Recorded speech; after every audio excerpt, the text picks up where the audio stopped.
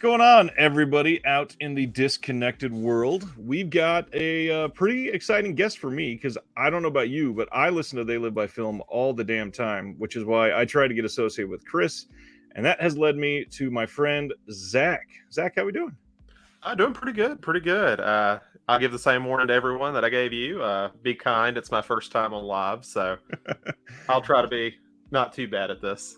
Zach is dipping his toe into the physical media live streaming world, and I tried to warn him tonight is a doozy of a night to break in because we have so many, so many releases to go over. We have stuff from Imprint, from Shout Factory, from like 94 partner labels of Vinegar Syndrome, obviously slightly exaggerating by a couple there.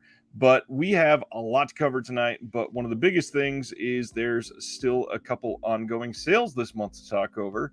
But first thing, let's get to know Zach. And obviously, when I'm seeing this picture, all I see is a ton of physical media over your shoulder there. How long you been into physical media? I probably started as a kid. I grew up at the tail end of the VHS era, so my parents were collectors of VHS and went to movie gallery and Blockbuster and all that good stuff. And thanks to Netflix, all that's gone. But from there, I think I probably started seriously collecting in college. I think my first one was the Blu-ray of Inception. So that'll age about probably where I got started. And as a poor college student, I thought it was a good financial investment to start buying Blu-rays. It makes sense to me. and now you've got basically stocks in that Inception Blu-ray, right? Yeah. That thing has to be worth thousands at this point. I was looking at it. It has like when the digital copy was like a PC disc. Yep. And I was like, geez, That'll date how long we've been doing this. I hated some of those, and they were such a pain because right around that time is when a lot of the manufacturers stopped doing away with disk drives and PCs, so they were not talking to each other. No. We got a handful of people saying hi tonight. Let's see. We got Mr. John Peters saying, let's talk physical media. And Sardis is on his laptop. His desktop is in the shop. That stinks. Hopefully you get that worked out. What's going on, Mitchell? Terry's here. Hey. And then Tad Ghostal. Howdy do. Doing well. I hope you're doing well. Sardis wants to give a big welcome to Zach. Thank you. And then my friend Eric is here. And Couch, I feel like I haven't seen you in a couple weeks. Glad you're here. So you got all those. Is there any certain boutique label nowadays that seems to excite you more than others? I've always been a Shout guy. Like through thick and thin, there's been some positive and negative Shout, but that's probably who I own the most of. Really getting into Deaf Crocodile. Like they've only put out, I guess they're at 5 now, but killer releases. It feels really like a lot more than 5 because they have put out hit after hit after hit. Yeah, I got the Time Bending. I'm not even going to try to say the whole title, but that one's in the mail right now. So I'm excited to check that one out when it gets here. Yeah, I can't wait to see what's in that collection. And the way that they marketed it, it seems like it is going to speak to like every realm of my interest because it's not just one genre. It's a filmmaker. And I really wish, obviously, like Severin is doing stuff like that with these giant filmmaker box sets. But even with those, a lot of them are very one-track minded on the type of releases they are. So, yeah, this one is very exciting to me. Yeah, and I haven't, I'm not going to pretend I've seen any of them, but like the description, it's like 70s slasher, sci-fi vampire story. I'm like, I'm into it. I don't need to know anything else. Immediately on the first line of copy. I love that. Let's see. Home Videos is here. Aloha to you as well. And Tad says he's been collecting since the 80s. Started with Gremlins and Dirty Harry. Beautiful. Michael, you've missed nothing. We have missed you, and I'm glad you are here. Sardis watched Ratfink and the Weirdsies from Makeflix. Have you dove into Makeflix at all yet? I'm not familiar. You'll have to kind of catch me up on that. Makeflix, they do a lot of stuff with retro media, and they are mostly into kind of like 90s era, either shot on video or the more very low budget obscure stuff. The big thing they just did recently was Jacko. They finally put on Blu-ray, and that thing, they got Linnea Quigley to sign the slipcover because she was in the film, and it sold out really damn quickly. And some people are very upset about that. Honestly, I'm not surprised that sold out quickly. Yeah, they released, I think they said 1,000 of them, but then they held some back for a convention and somehow didn't sell all of them at the convention. So then they released them all on a Wednesday morning at 9 a.m. and sold 94 in 3.5 minutes. I've been there. Like, I mean, anybody's ever been on a Vinegar Syndrome? Hey, there's 4 copies left. Good luck. Right. Memories of New Year's of this year. Yeah, that was rough. So you are into Shout Factory. You're looking into Deaf Crocodile, and are there any films that you are, had this close affinity with that you're hoping get some crazy good release here soon? Oh God. I have been a holdout for Ken Russell's The Devils for my entire time collecting. Yes, please. It'll never happen, but I'm always hopeful I'll have something I can get rid of that bootleg copy.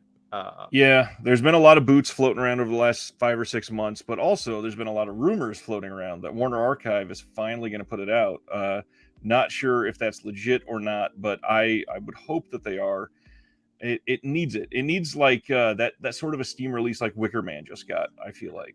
Yeah, and it's frustrating because they let BFI do it, but they said it couldn't be Blu-ray, and then they said it can't be the full movie, and it's like, then what's the point? Like, it's a great release. I have the BFI release too, but it's like, why not just put the whole thing out? Like, it just doesn't make sense at this point. It's not that it's not that offensive compared to what else has gotten major boutique releasing at this point. It's not even that offensive compared to some of Ken Russell's other films. Yeah. I mean, Lair of the White Worm is wild in some scenes. And Vestron put that out. Right. Okay, so the big thing that I want everybody to be able to realize is They Live by Film, and Zach and Chris and I always forget the third host name. Adam. I always want to just call him Ireland. I mean, that's fine. That's how I remember him too, so it's fine. Zach, Chris, and Ireland. Just kidding. Zach, Chris, and Adam. They do some really great stuff. They talk about films really in depth, and my favorite thing is they don't hide when there is conflicting feelings about a film. So they'll discuss something, where one of them has some ridiculously hot take about a classic film, and they'll just stand up for it. And I'm totally down with that. So if you're not listening, please hit the link in the description below. Make sure you're subscribing to them. But one of my exceptionally amazing things that I love about them is it's mostly Chris, but Zach hops in sometimes too and does some of these really great interviews. And they're the type of interviews that I've done on this channel. And they've gotten some really great guests like Louis Justin from Massacre Video. They got Justin LaLiberty from Vinegar Syndrome. They got somebody from Arrow. They got what is her name? The lady that is behind Something Weird Now. I'm not. This is when I need Chris to be in the comments. Yeah, I totally forget her name. Way better than but yeah, they got a really great conversation with her, and that was her first podcast appearance ever. So that is a pretty big deal. So if you're wanting stuff like that, They Live by Film is a great source. They are the perfect podcast to listen to while running errands or driving to work or something like that. They are great companions to have with you in your pocket. Make sure you're subscribed.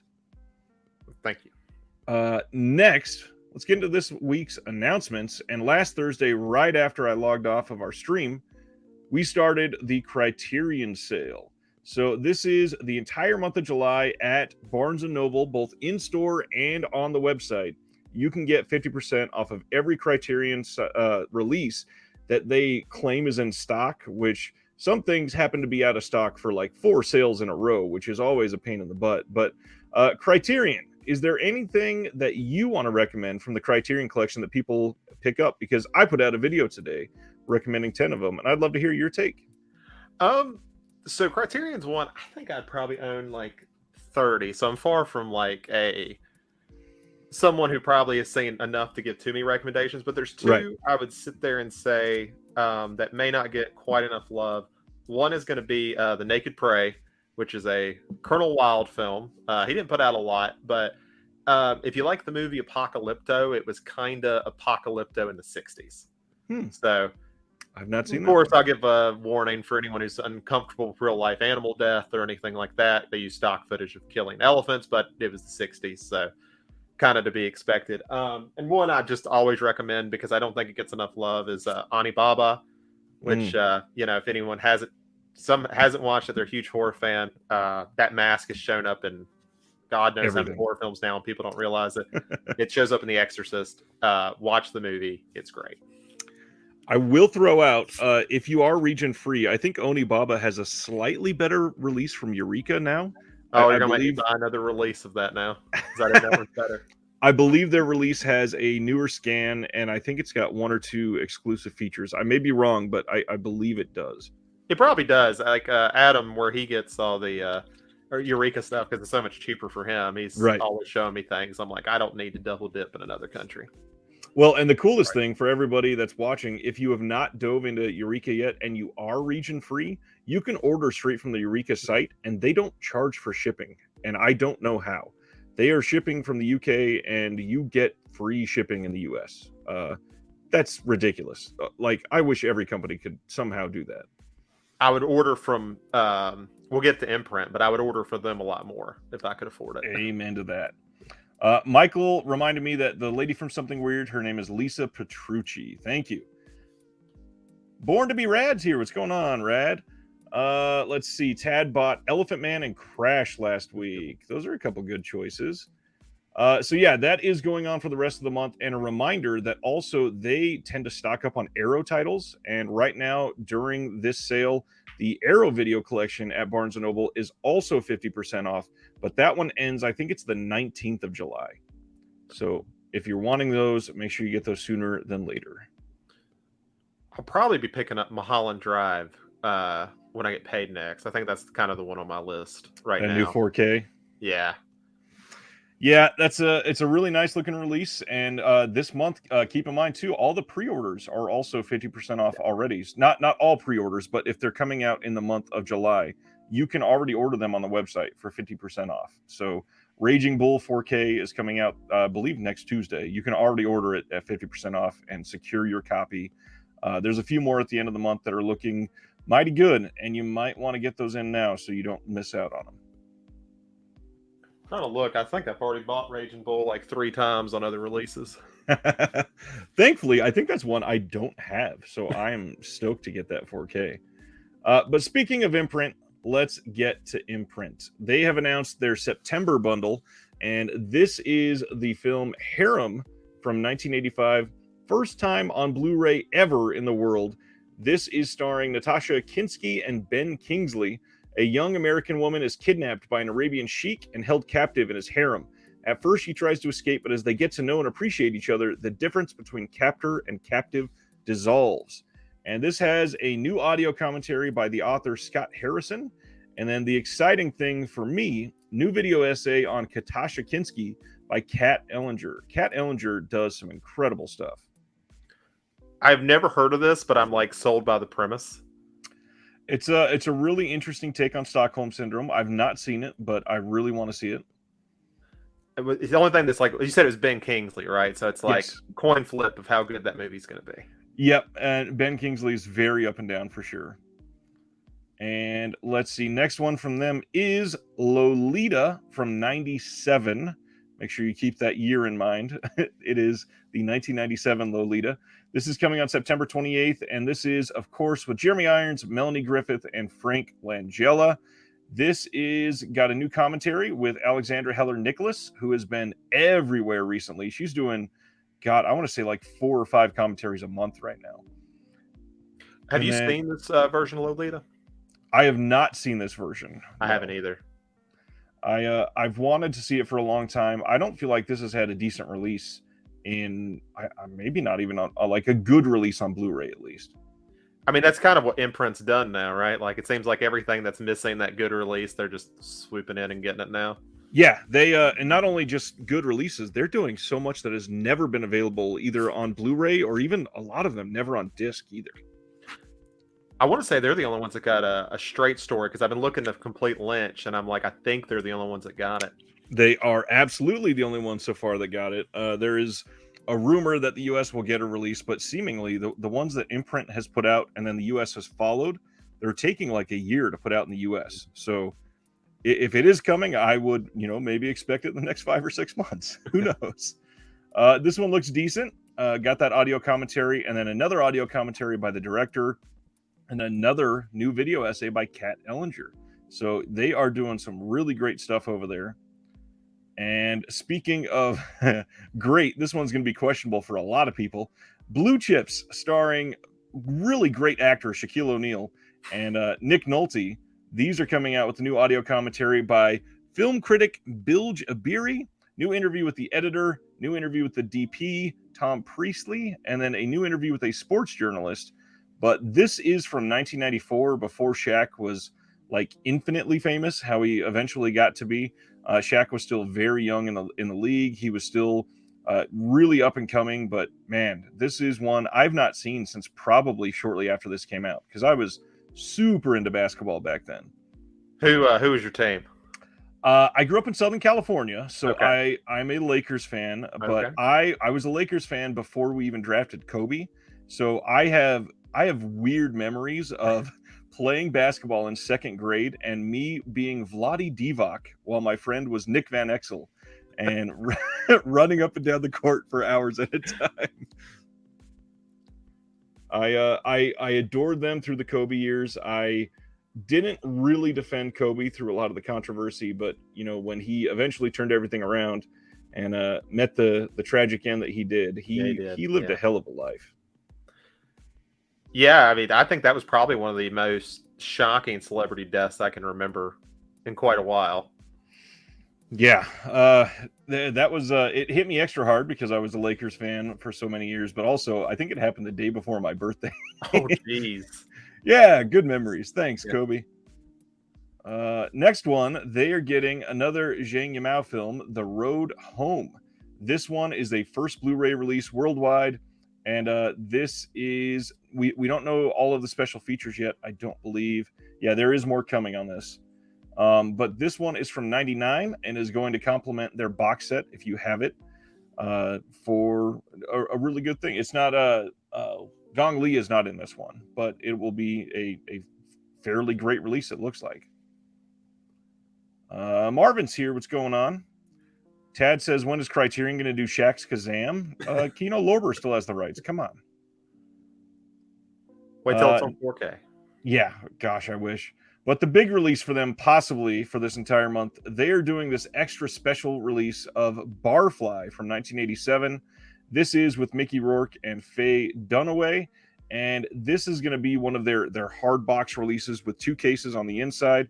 And it will include on that second disc the Bukowski tapes.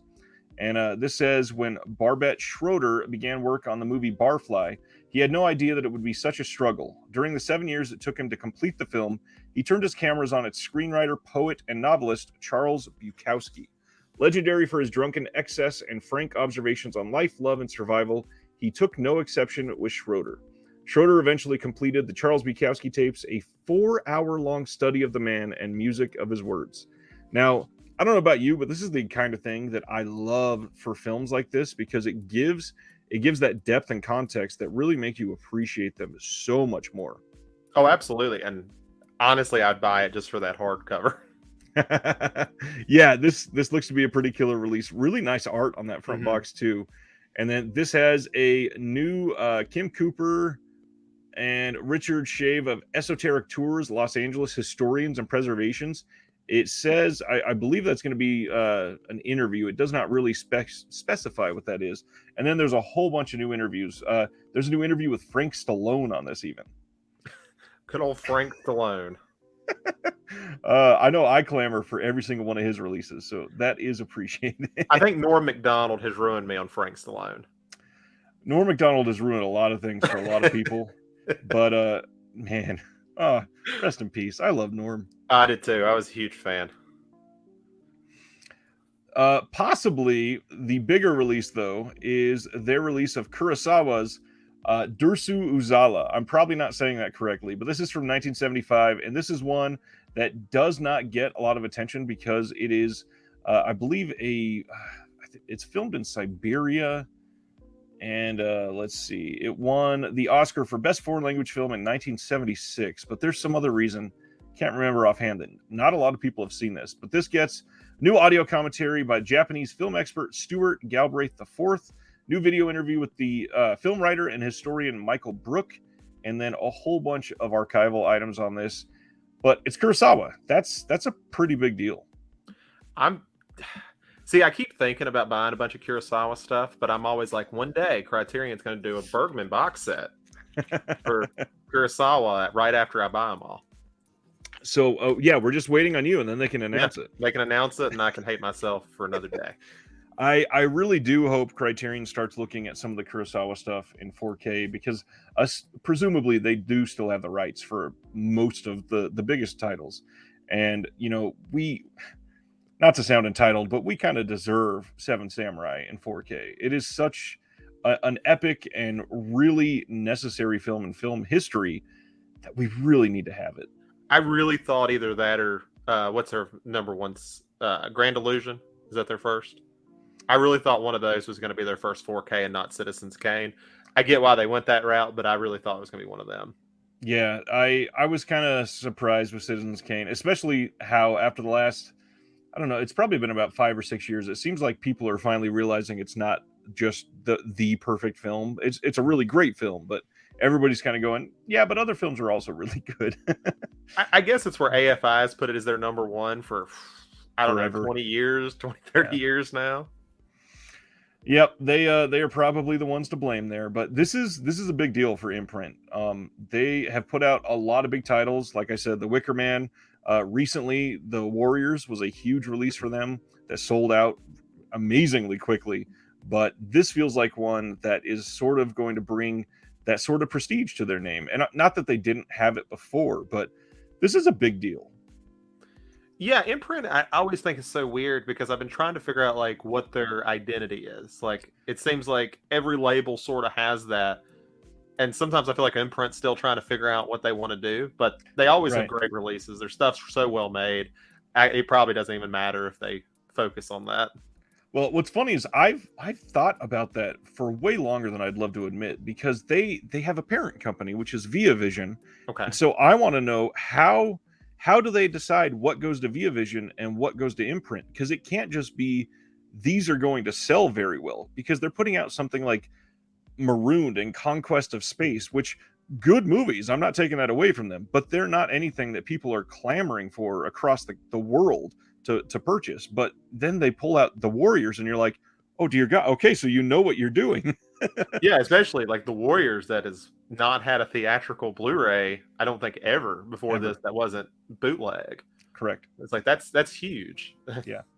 And then again, that Wicker Man release is great, but the biggest thing, obviously for the single titles like The Wicker Man and The Warriors, those are great, but they've put out some killer box sets. Some of the ones like the Odd Couple collection is great because you get the original movie, you get the follow-up from like 30 years later, but then they even put some episodes of the TV show in there. And then you get things like their After Dark neo-noir cinema box set, which is incredible. You've got some Hammer horror back in there. There's so much to choose from with Imprint. It is astonishing. And if they would just do what Eureka does and give me a free shipping, I would order so much from them. Sardis says they want to drain your wallet. I'm assuming every label does, theoretically.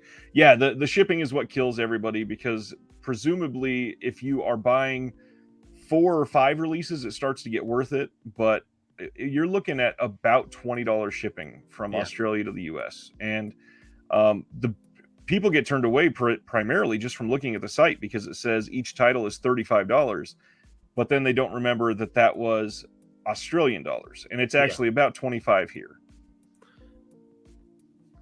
Ice says they limited the Warriors to 2,000 units, should have been 10,000. I won't disagree with you there, but presumably I'm kind of assuming that it is probably going to get a big release in the US eventually. And it was contractual that they had to keep it to 2,000 on the limited side. But it reminds me of Rad for Vinegar Syndrome, like how quick that sold out, and it really could have had more copies.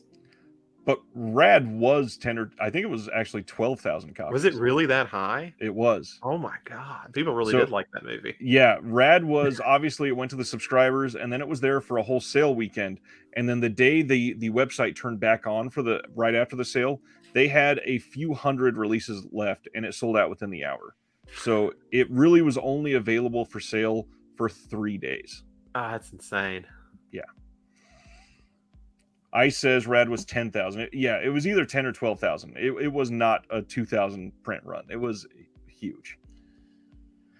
Is that it for Imprint? I think, yes, it is. So 101 Films in the UK has started their summer sale, and this ends on the 31st of July. And they have some interesting titles, not ones that I have truly clamored for. I've got a handful of things from 101, but a lot of their releases are available from, like, Kino's got The Deep in the US. Spring has had a couple releases, and Monster Man is one I got from 101 Films. But 101 Films, is there anything you have from them? I don't have anything from 101 Films. Spring is an interesting one because they came from that Draft House Films line initially. Yep. And I'm not really sure who's picked them up. They were kind of like at the same time as I think like Twilight Time, or maybe I'm just like confusing in my mind, but it seems like they kind of went out at the same time. And I didn't know if anybody had ever actually picked them up in the US. I'm not sure if they did. Well, Spring, as far as I remember, did not come from the Draft House Blu-ray. I think it was they produced the movie, but they did not get the Blu-ray release through Draft House. I think it came from like Neon or IFC or somebody like that. I may be wrong. But Spring is a great movie, by the way, if nobody has checked it out. It is Draft House Films. Okay. Anchor Bay also helped put this out. Jesus. Oh, that could be why. Does it have a spine number through Draft House? It's number 30. Okay.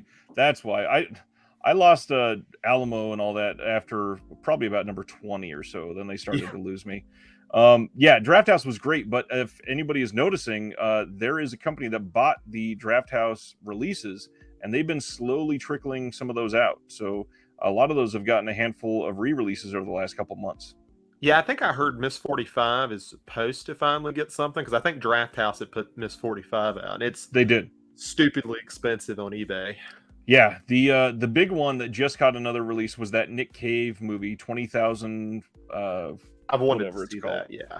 But yeah, that one was one that was up like $85 on eBay, and now that one just got re-released. So they are slowly coming back out.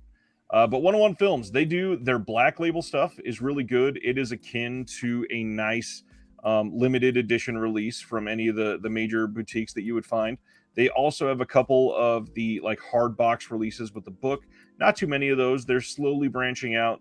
One thing that's not going to be mentioned on here is 101 Films last year mentioned that they were coming to the US. And I saved this for right now to just share with everybody that their release of The Last Broadcast quietly just came out in the US with no release date or anything. It just sort of dropped in the last like 10 days. So if you were wanting that, you can buy a Region A release of that on Amazon and through some of these places like Diabolic and Grindhouse and Orbit pretty much right now. I mean, it's an interesting marketing strategy, I guess. Yeah, they did announce it was going to come this year, gosh, probably about 9 or 10 months ago. But then there was no follow-up, and there's been no news on 101 coming further to the US other than that one release. So we'll see what happens. With 101, I find it interesting they're just releasing the Crystal Lake memoirs. Like, that's kind of a interesting solo release. It is. Thankfully, it of course is a lot of content because it's like 5 hours long, but you would still think there would be something else on there, like the Nightmare on Elm Street doc got released with that in the US as sort of a little combo pack. Yeah, give me like the Friday the 13th show that has nothing to do with it. Exactly, because Germany just put out, I think, 16 of those episodes finally. What's up, Antoine? Or maybe that was Freddy's Nightmares. It was Freddy's Nightmares. Okay. I think that was the one. Yeah, I knew one of them was getting a release, but I still want to know why. They only got rights to 16 of the episodes. Carrying on from here. Okay. Here we start the big glut of everything. So over the next hour or so, we're going to be talking about Vinegar Syndrome and all of their partner label releases. And we're going to start with one that has turned into sort of a controversial release a little bit. Are you into Hong Kong cinema and martial arts and righting wrongs? So I'm not very familiar with that. Hong Kong is mostly like a few things here and there, mostly like their slasher type stuff because they have a couple of that. Martial arts is a blind spot for me. It very much is for me as well. I do think I've seen the original Righting Wrongs at some point. I don't know which cut it was, which is why I say the original, because I'm not sure. It's probably some sort of TV cut, but It has been forever, and I barely remember it. And I'm basically going to say that I'm going into it blind because I don't remember anything really. But the big news surrounding this is 88 Films is also putting out Righting Wrongs, and they are.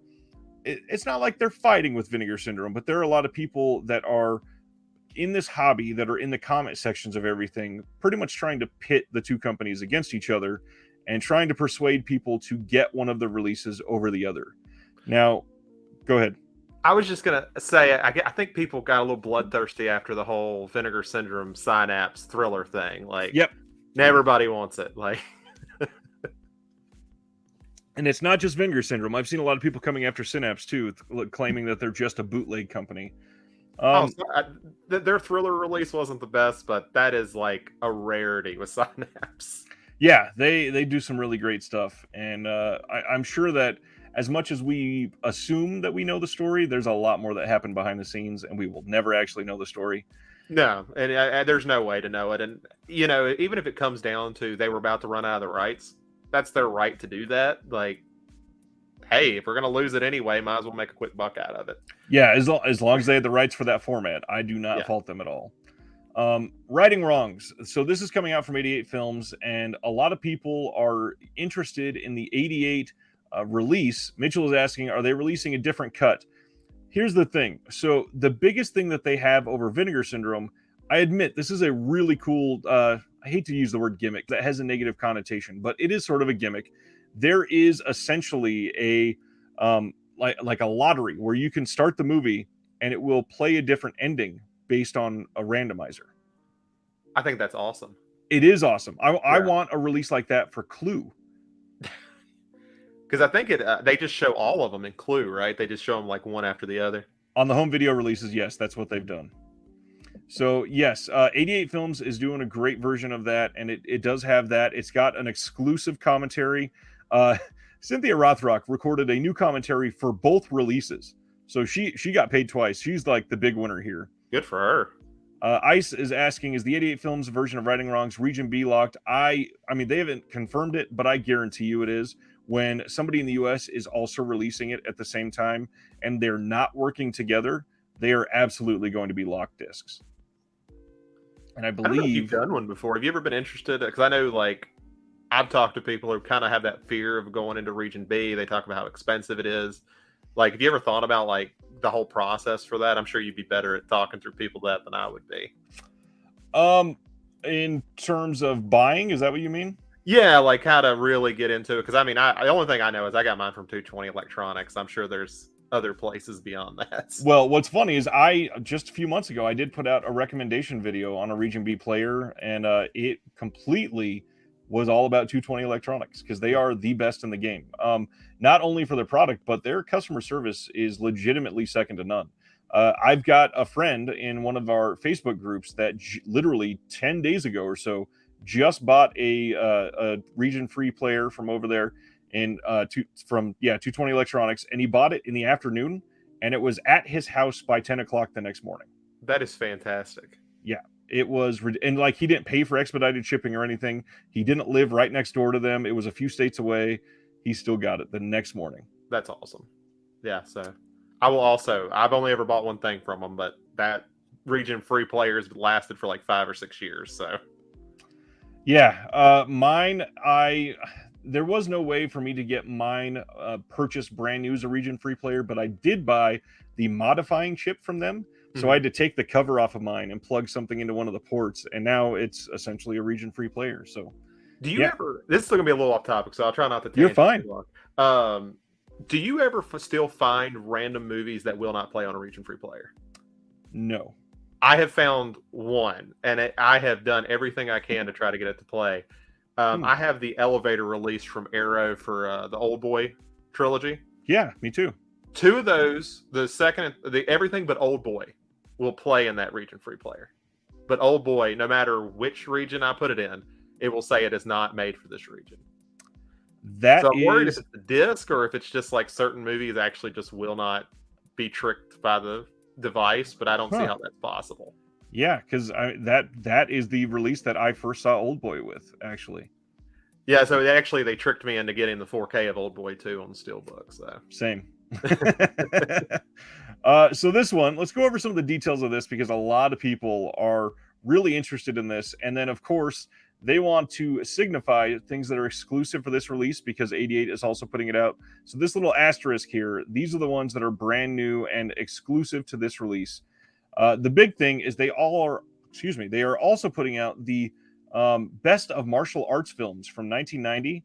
And that is a feature-length documentary hosted by John Saxon and includes footage of Cynthia Rothrock and Jackie Chan and a whole bunch of other people that I had to delete because the description for this movie was so dang long.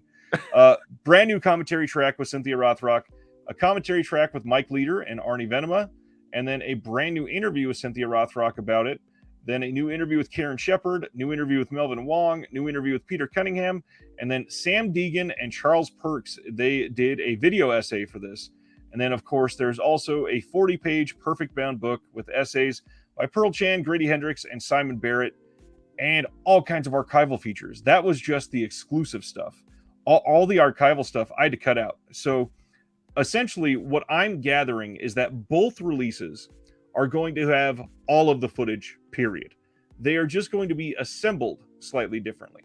So Vinegar Syndrome has like three cuts unaltered, and 88 Films is going to have all the footage, but it's going to be able to have an ending randomizer, and then you're going to be able to queue up a couple of the cuts by themselves. I always wonder if, like, for the rights holders of this, if that's like almost like a form of negotiation of like 88 Films getting creative. Like, okay, we can't have this cut, but what if we do this? Can we have it then? Right. If that's the case, that's actually really cool because I know that's a big issue is trying to get like rights when somebody else has it, like everything from George A. Romero, which I'm sure we'll get to, right? I think that was announced today. Yep, that very last one, yeah. Yeah. Ragnar said, I've noticed 88 Films put out Spy number 35 before 34. That does happen sometimes. I did not realize that 35 came out already. I wonder which one was that, Ragnar? Let me know. Next up from Vinegar Syndrome, which is available to order right now, is Shriek of the Mutilated. This is from 1974 and is one that a lot of people have been waiting on because it is the way they advertise it here is great. Low rent gore, bizarre twist, and one of the strangest looking versions of Bigfoot in cinema history. And this is done by Michael Finley, and its reputation is one of the quintessential pieces of early 70s drive-in filmmaking. And they got a brand new restored 4K scan of the OCN, new commentary track with Roberta Finley, moderated by film historian Casey Scott, new interview with Roberta Finley, and a new interview with producer and co-writer Ed Adlam. Then on top of that, they went and did some locations looking back of Shriek of the Mutilated and an audio essay. Are you into creature features or the Bigfoot films like this? Yeah, I do. And it's what pisses me off about Vinegar Syndrome. I'll sit here and look at this cool cover and I know I'm going to buy it and it's going to be complete trash and I'm still going to pay $40 for it. So they got me, I guess. But no, I like Bigfoot movies. My girlfriend tells me all the time the scariest movie I've ever showed her is Willow Creek. And I'm like, I'm not sure if I should be insulted or not that's been the scariest movie I've showed you. Willow Creek is pretty good. I like the movie. I was just like, of everything else, that's the one that got her. Speaking of Region B stuff, I wanted to point out one of the reasons why I did it. Flickering Waves on the chat says, got mine from 220. It has paid for itself with the money I've saved from picking up Region B titles that are out of print here in the US.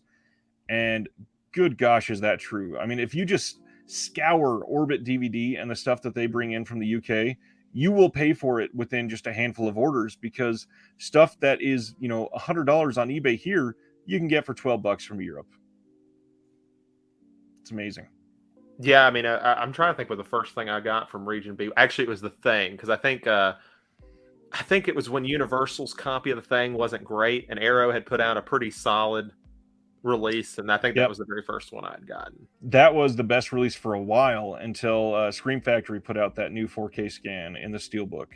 It looks so good too. I hadn't even upgraded to the Universal 4K yet because I'm like, I got burned once already. I think I'll just keep what I got until Scream Factory does it inevitably. Ragnar, we're going to be talking about this one in just a couple minutes, just so you know. Ricky's asking, did I pick up the Seventh Curse from '88? Mine should be here tomorrow. Excited to check it out. I don't have it yet. I do believe it will be here. Let's see. Dave is asking, does Orbit ship to Canada? Yes, they do. They ship worldwide. It's a little more expensive. They don't do the whole 3 free shipping to Canada, but God, I wish they would for everybody. That'd be nice. Kind of a big deal. Vinegar Syndrome's first Jess Franco films are coming out in a double feature with 2 Undercover Angels and Kiss Me Monster. Let me switch away from here so YouTube doesn't flag that release for showing cartoon hand-drawn nipples. We got from 1969, fittingly for both of these, Diana and Regina are the Red Lips, a duo of sexy sleuths who take on only the most intriguing cases. After stumbling upon the strange disappearances of several pretty young women and realizing a connection exists between several of the missing and an enigmatic artist whose identity is shrouded in mystery, they begin an intense undercover investigation, which takes them on an unexpected trail of monsters, murder, and striptease. Now, from what I've been told, this is not as Jess Franco as a lot of Jess Franco titles. Are you a Jess Franco file? I wouldn't call myself a file, but I would like to throw one on Tubi on a trashy sort of rainy day. I've soured on Franco over the years because I've grown too much hope and then been let down quite a few times. But I will admit that his earlier stuff especially is really well done until he let the darker Jess Franco take over. Yeah. Oh, I was just gonna say and it seems like every company actually puts out like really nice looking releases. Like even the more standard ones where it's like, yeah, I'll buy that for like $10 or $12, and then you're like, that wasn't worth $10 or $12. They sell really well. So they do. Until they don't, that fan base.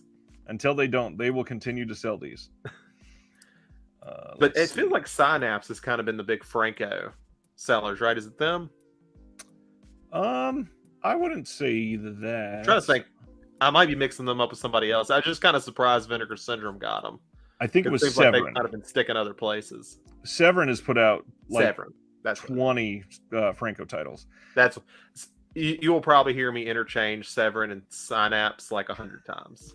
I completely get that. There are too many that have very similar names. For the longest time, I thought 88 Films and 101 Films was the exact same company. Let's see. Ragnar says both those films came out together on DVD, which means the rights are probably attaching these two together and always will. That's just how sometimes it works.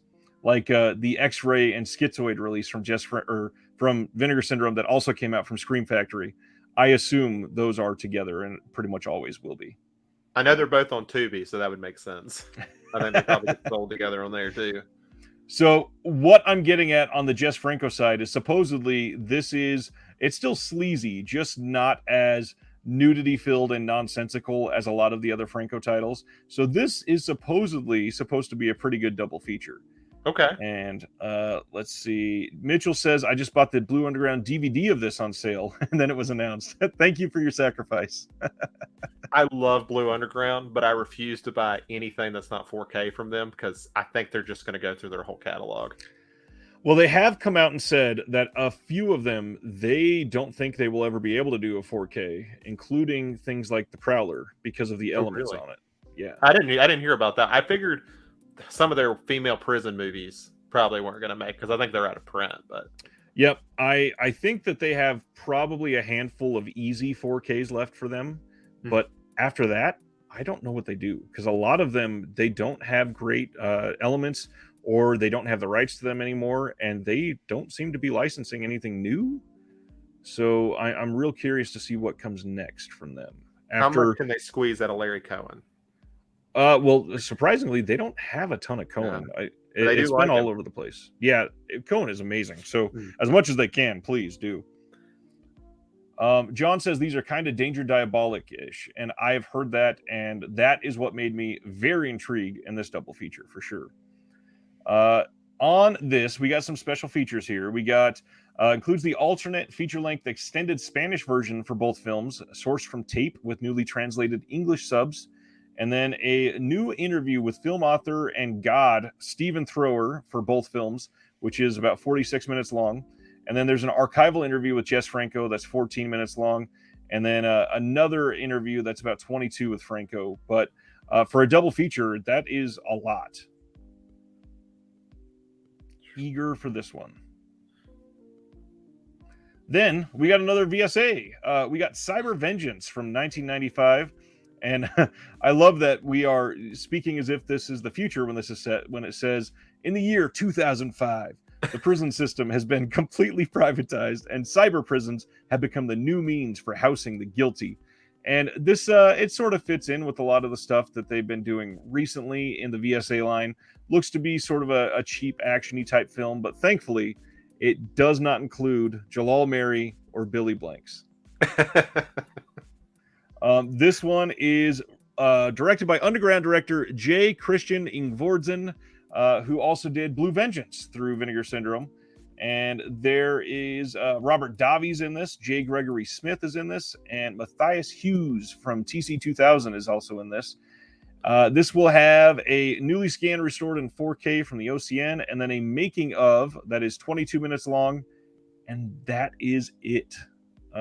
Very, very light for a VSA, in my opinion. Yeah, that's what I was thinking. I was making sure you said VSA, and I was like, okay. And it's just a slip VSA? It's not like a card cover or anything? All of the VSAs are the same, where they have that okay, hard cover and it comes out of the bottom. VSU is the nice, like, what that's the giant one. Yeah. And so far we only have I think we're at 2 VSUs, or are we at we're at 2 VSUs still, I think. Yeah, that and 6-string samurai. Correct. Yeah. And then VSP is what they started last, and then there are some rumors that we hopefully are getting another VSU by the end of the year. So we'll see what that is. And then ICE is saying the one VSA that needs to happen someday is parole violators. There's a lot that I wish that they went to a little more esteemed action through some of the VSA releases. I'm surprised they didn't do Death Wish 2 in that VSA, or did they? They did not, but I think that one is a little too popular. Okay. Yeah, Ragnar, that's a great question. They've only had like 2 or 3 horror VSAs. Mike is right. There have been 3 VSUs. I keep them separate right now. My bad. I am not thinking of the third one. You are correct.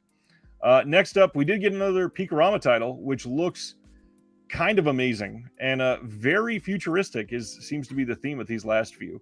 This is from 75 and 76 because it's a double feature. Let me show the back cover here as well.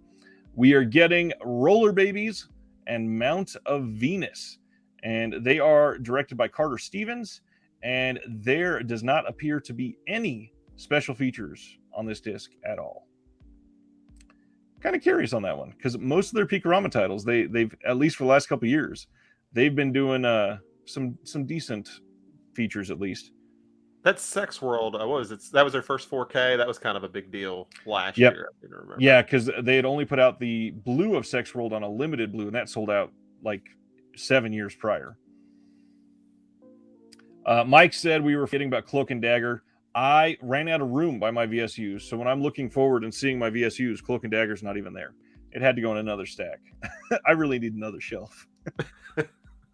Roller Babies, though, looks great for me. For those that did not read up on this, it says, in the future, sex will be illegal, but there will be roller babies. In a dystopian world where sex has been deemed a punishable offense to reduce the population, the only form of carnal release can be experienced through explicit action on TV.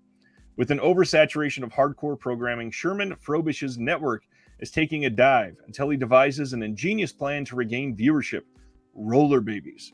Carter Stevens' loving tribute to sci-fi pulp and comic books is a light and breezy comedy and stars Terry Hall.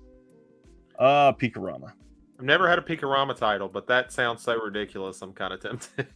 There are a few that if you are even sort of interested, I would be thrilled to recommend because they've got some genuinely decent movies in that line. I will take any recommendation and put them somewhere on my shelf. But now we start into the partner labels, and I will warn you now on some of these, they are only releasing like 1,000 slipcovers. Chris is in the chat now, and he says, Roller Babies is the story of how Zach and I met. some of these slips for these partner label titles are already either sold out or nearing sold out. And this first one happens to be one of them. I believe there are less than 500 of this one left already. And this was just announced 6 days ago. So this is from Canadian International Pictures, and this is Don't Let the Angels Fall from 1969. And oh my gosh, this one sounds really interesting. Here's the backside of the slip, and it says, "You're going to suffer whether you like the idea of it or not." This one says, haunted by memories of a recent affair, securities advisor Robert Harrison feels a growing sense of alienation from his wife Myrna and their sons Michael and Guy. As Michael embraces radical politics and Guy becomes dangerously isolated from his peers, Robert remains largely oblivious, distracted by visions of his recent mistress and other infidelities. As confidence in Robert fades, the family spirals out of control, which paves the way for a shocking, perception-shifting discovery. And Canadian International Pictures, do you have anything from them yet?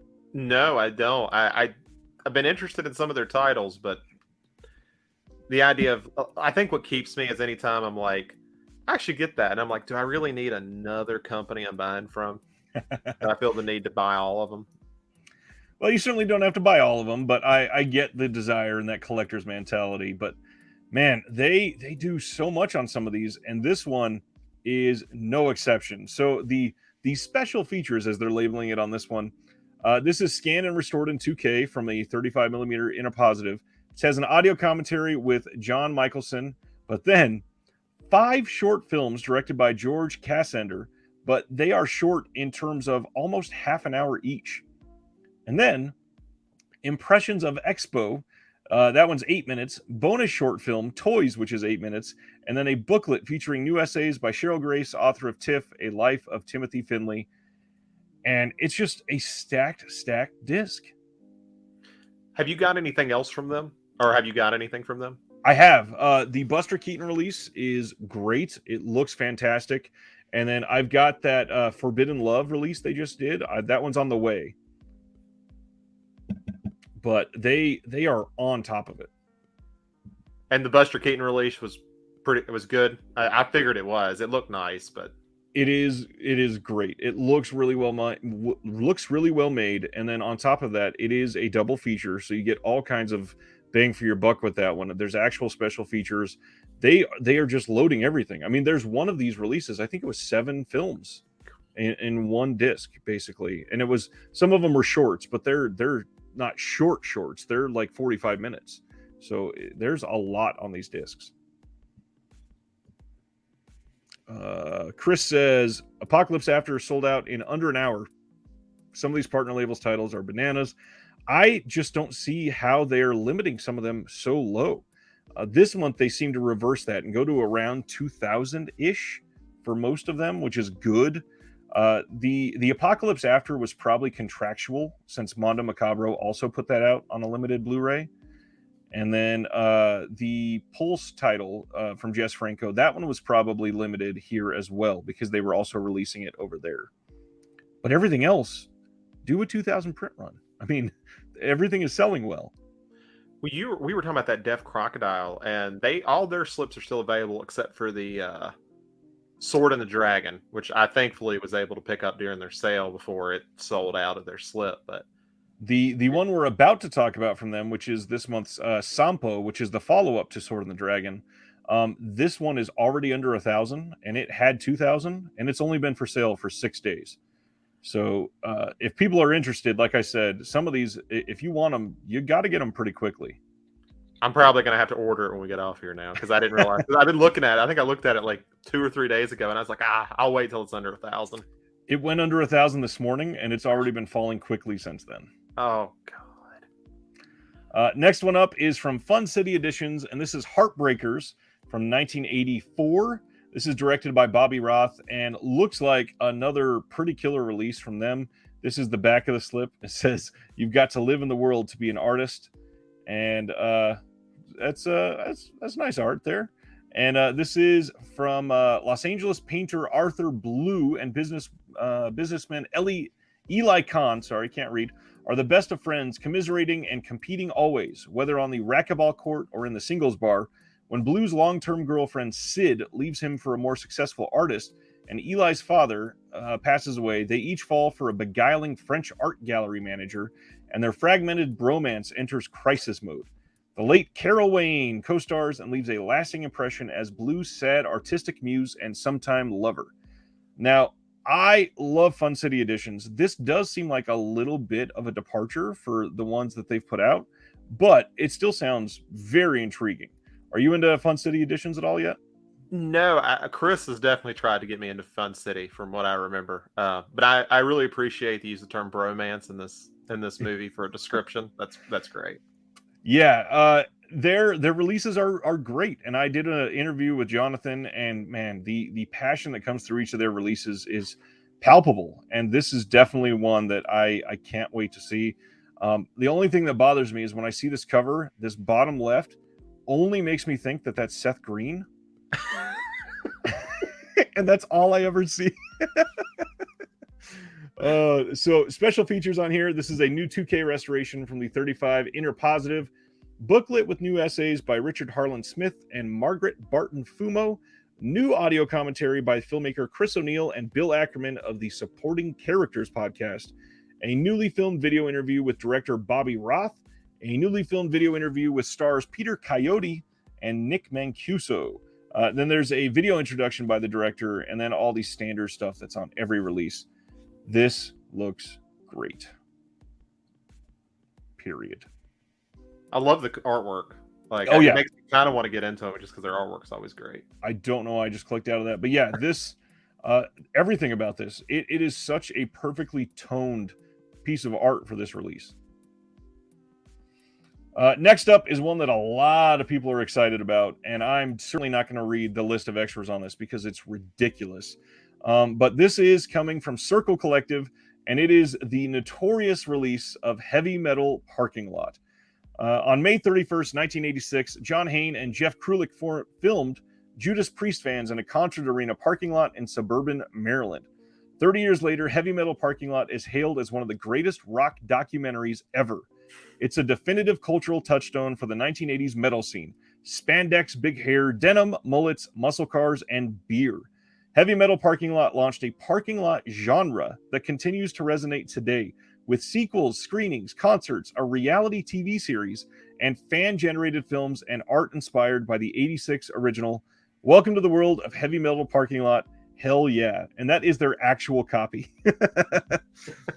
So this is a deluxe limited edition 2-disc set that is strictly limited, which means this will not be available in a standard release after this sells out. This is the only one this month that is strictly limited. So if you do want this, you got to get this sooner than later. Somehow, this still has more than 1,000 left, though. So Chris is still saying Heavy Metal Parking Lot is the story of how Zach and I met. You know, it's not completely inaccurate because when you were like going through it, for some reason, it gives me like Ravenous vibes. And I think that was like the 3rd episode of our show. And I'm still a little bitter about it. I don't know if you've ever seen it. It's awful. So now, like, when I see that, I'm like, I won't buy it because it just unfairly reminds me of Ravenous. Extras on here. There are so many things. There are bonus films. A lot of these are shorts. They've got Heavy Metal Basement, Heavy Metal Picnic, King of Porn, and then the sequel, King of Porn 2. Led Zeppelin played here, The Real Pinball Wizard, Scenes from the Last Drive-In, all kinds of crap on here. This is astonishing. And how many copies did they say they were putting for this one? 2,000. And that's it. And no standard release at all. So we'll see when that dips below 1,000. It seems like not a lot of people are into Heavy Metal Parking Lot because I thought it would have been under 1,000 by now. But for me, being from the music scene originally, this was an immediate, I can't wait to see this. So what kind of band were you in? I was mostly essentially a groupie. I did booking shows. I hosted house shows all the time at my house. I still, even as a super old 35-year-old, I've had bands playing my show in the last 2 years. So that's awesome. Yeah. I have done stuff like that. I did music video location scouting. I've been in a couple of music videos. I've let bands sleep at my house. Random stuff like that. I did play a little bit of music, but I was never good enough to say I was in a band. So what'd you play? Like, what was your instrument? My first instrument was clarinet, and then I taught Okay. myself how to play bass clarinet, and followed that up by teaching myself how to play saxophone. And then after I got out of high school, I picked up a bass guitar, taught myself that. Picked up a drum set, taught myself that. Picked up a regular guitar, taught myself that. And yeah, kept going as deep as I could. And then when I moved to Kansas City, I had to sell all my instruments. I mean, I don't know if you got good. I mean, I've heard you get good money out of instruments, but probably not what you put into them. Yeah, that's true. And I beat the hell out of those drums. So I unfortunately lost a lot on that investment. Let's see. Ragnar says heavy metal parking lot. That was my youth. Yeah, for a lot of people, this is the case. This is something that they remember very fondly. Next up is this was the fast seller this month. The slip for this one is long sold out. It sold out in less than 24 hours. And this is Alexis Arquette's Jack Be Nimble, which is getting released from Altered Innocence. Now, the crazy thing is obviously there's going to be another printing, but even the standard release of this film is almost sold out on the website. As of this morning, there was less than 300 of them left and going down by the hour. So by now, they could all be sold out, and I don't know for sure. But yeah, these sold very quickly. And I think this even had a 2,000 print run. It might have only been 1,000, but I thought it was 2,000. So does this have some like big movie during this part of certain people's childhood sort of vibe? Because I've never heard of this. I think the fact that it's Alexis Arquette and that Okay. it is a gothic horror movie from Altered Innocence excited a lot more people than normal. This says a gothic horror gem from New Zealand returns in a brand new 4K restoration. From the twisted mind of Garth Maxwell comes the tale of separated twins Jack and Dora, abandoned by their parents as children and separated by adoption. Jack ends up with a sadistic family who bullies and controls him, whereas Dora is raised by a quite normal family, but starts being tortured by extrasensory powers. Both twins feel the pull to find each other again as they grow older, but violence threatens their joining from all sides. And same, I don't think I'd ever even heard of this. I've heard of Alexis Arquette, but the fact that it's from New Zealand, maybe it was more of a formidable film because not a lot of came out of New Zealand from that time, unless you were Peter Jackson. So that could be something. Extras on this disc. This is region free. There's an interview with the director and film critic Dominic Corey. There is a conversation with the director, and then some short films. Beyond Gravity, which is 50 minutes, and Naughty Little Peeptoe, which is 35 minutes, and then an audio commentary with the cast and crew.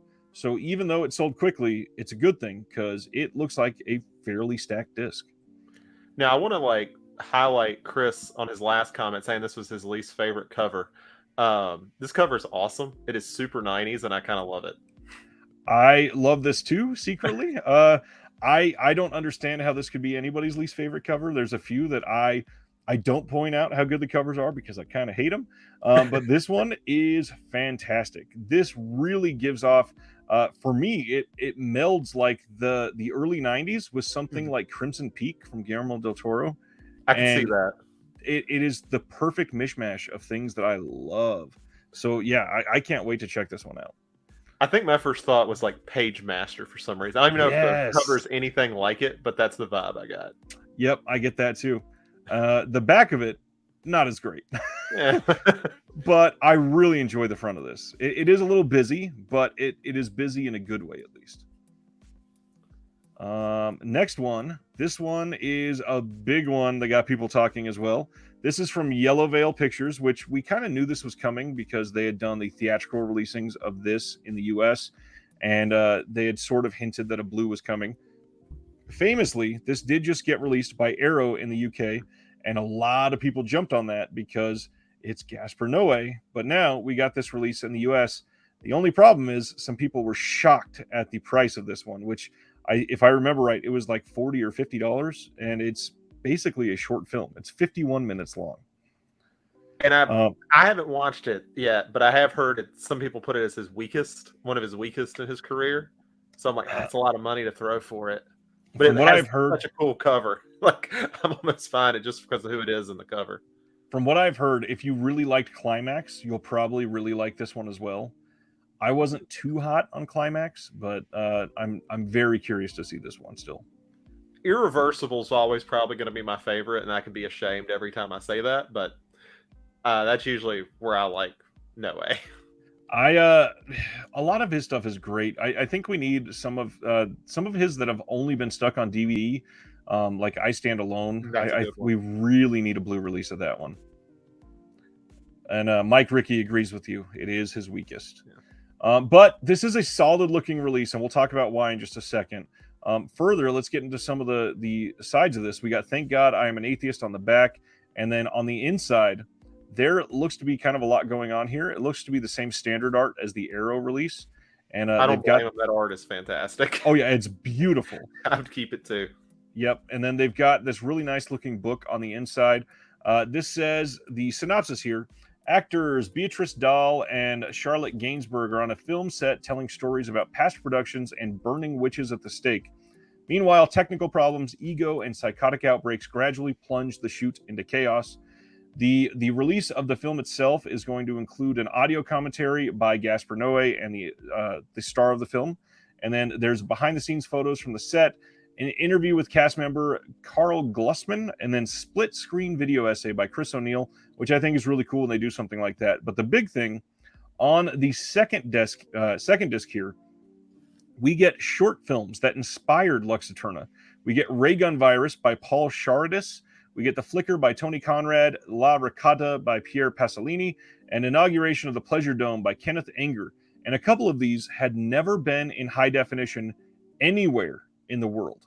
So this is sort of the reason to really look at this release, because these short films are supposedly maybe even better than Lux Eterna. I think I have seen, which one is it? I think I've seen The Flicker.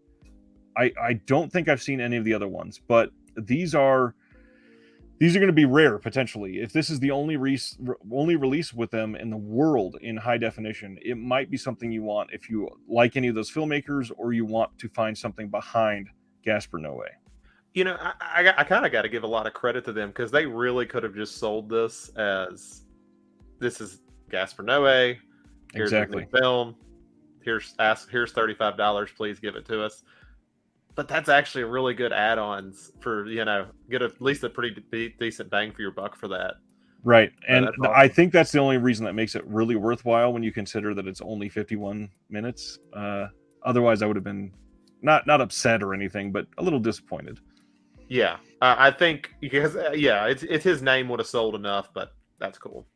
Yeah. And Terry says, I feel like the second disc might have caused the price on this one to jump. Yes, I completely agree, but because of the rarity of them, I'm totally fine with that. And that's the same thing with like the guest release that came out from Second Sight. And that was their first 4K release that was $60 in the US. And everybody was like, whoa, why is this so much money? And it was because it was the exclusive release of the soundtrack for the first time ever. And music rights are really expensive. So if you're into that sort of thing, it is a great release. Sardis says, I have Kenneth Anger Volume 1 on DVD and loves his shorts, so that's a ringing endorsement of that one. John says, when has the Vinegar Syndrome release not been worth it? I think there are a lot of people that will argue with you and I, John. Next one. This is one that made kind of a lot of waves as well. This is from Factory 25. This is the Oregonian. And if you have not seen this or the trailer or anything, highly suggest watching the trailer that they have up on the site for this one.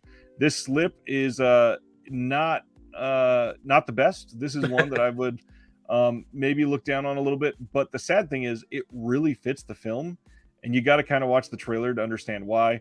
This is one that a lot of people were clamoring for. I think it was on Shudder for a while, and it looks kind of wild. I'll go quickly through this one because a lot of people know this one. It says, there is a place where the skies are wide and the forests are thick and strange. You can lose yourself forever in these woods. You'll meet truckers with problems and old women with strange powers. You may even make a furry friend. Just be sure to stay quiet. Spend some time with a woman from Oregon who is lost on the road and running away from her past. Now she has a chance to experience everything the grotesque Northwest has to offer, whether she likes it or not. And this has a commentary with Calvin Lee Reeder and Todd Roll, the director of Uncle Kent 2. There are, again, a bunch of short films on here. Little Farm, The Snake Mountain Colada, The Bulb, The Procedure, and The Procedure 2. Behind the scenes of The Oregonian, and then some trailers.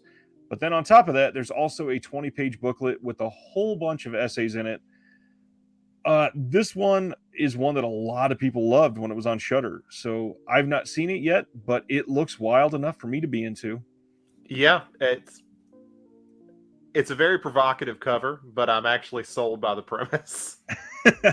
It's super interesting, and when something like this, especially something from 2011, when this breaks through Shudder and everybody's talking about it, not that Shudder is the perfect barometer of people's taste, but it's kind of a big deal because even a lot of the ones that Shudder and RLJE have chosen to put out on Blu-ray, they've not done great.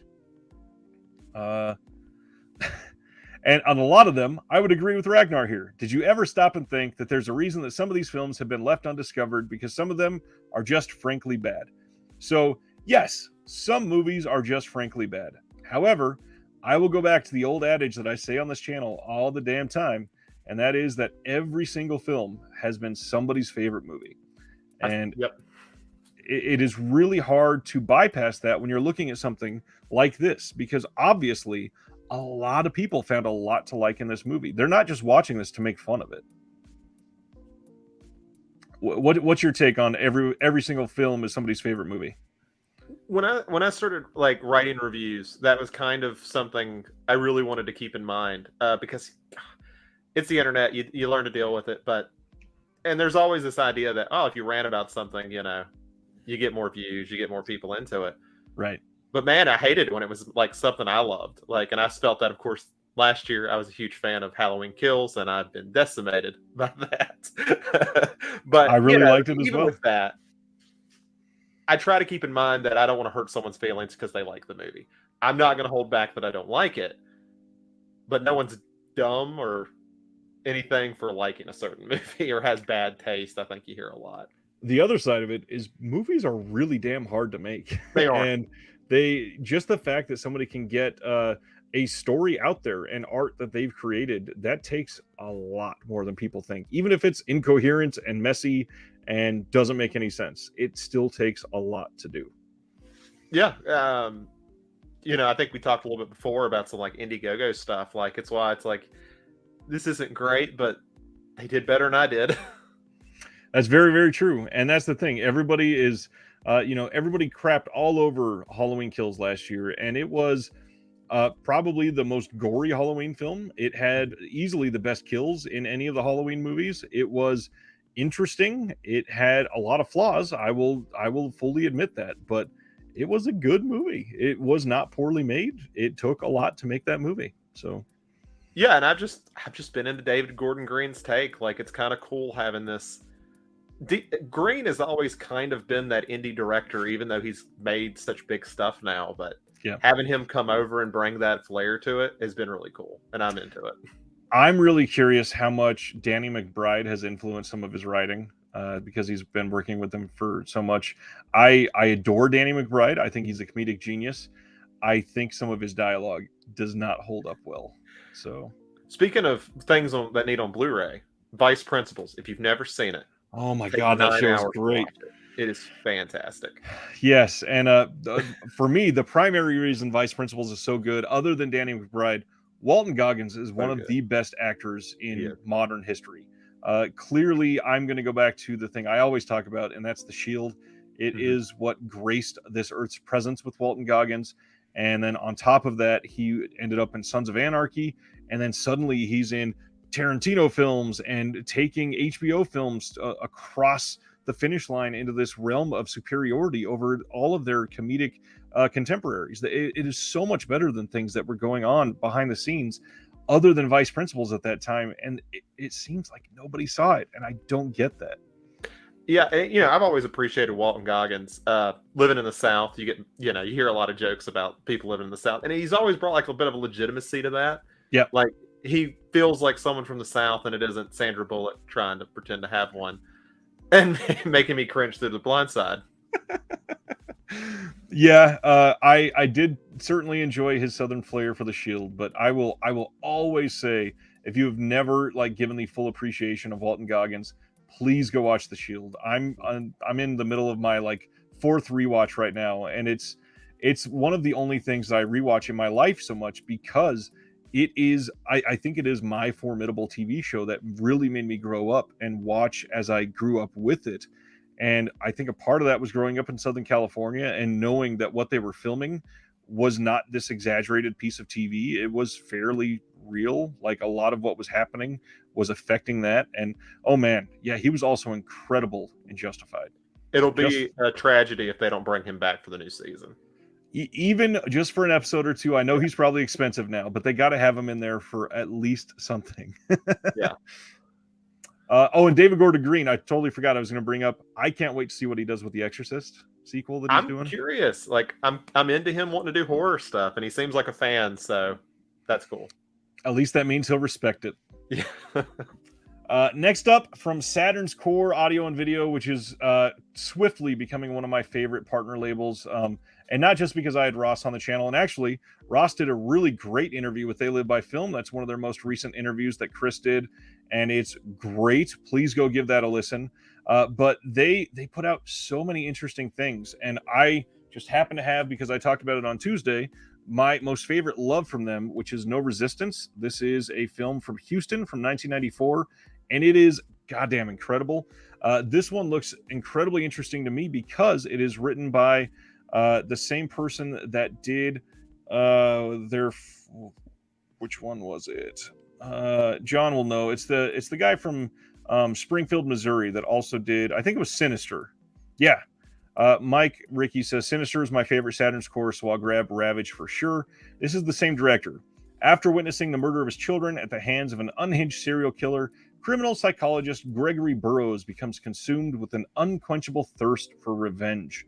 And that is mostly what I'll say on that one. This says, following on the heels of Sinister, Missouri-based underground auteur Ronnie Sortor returned with his sophomore SOV offering Ravage, an innovative new vision that again highlighted his trademark mix of kinetic action and gritty regional horror.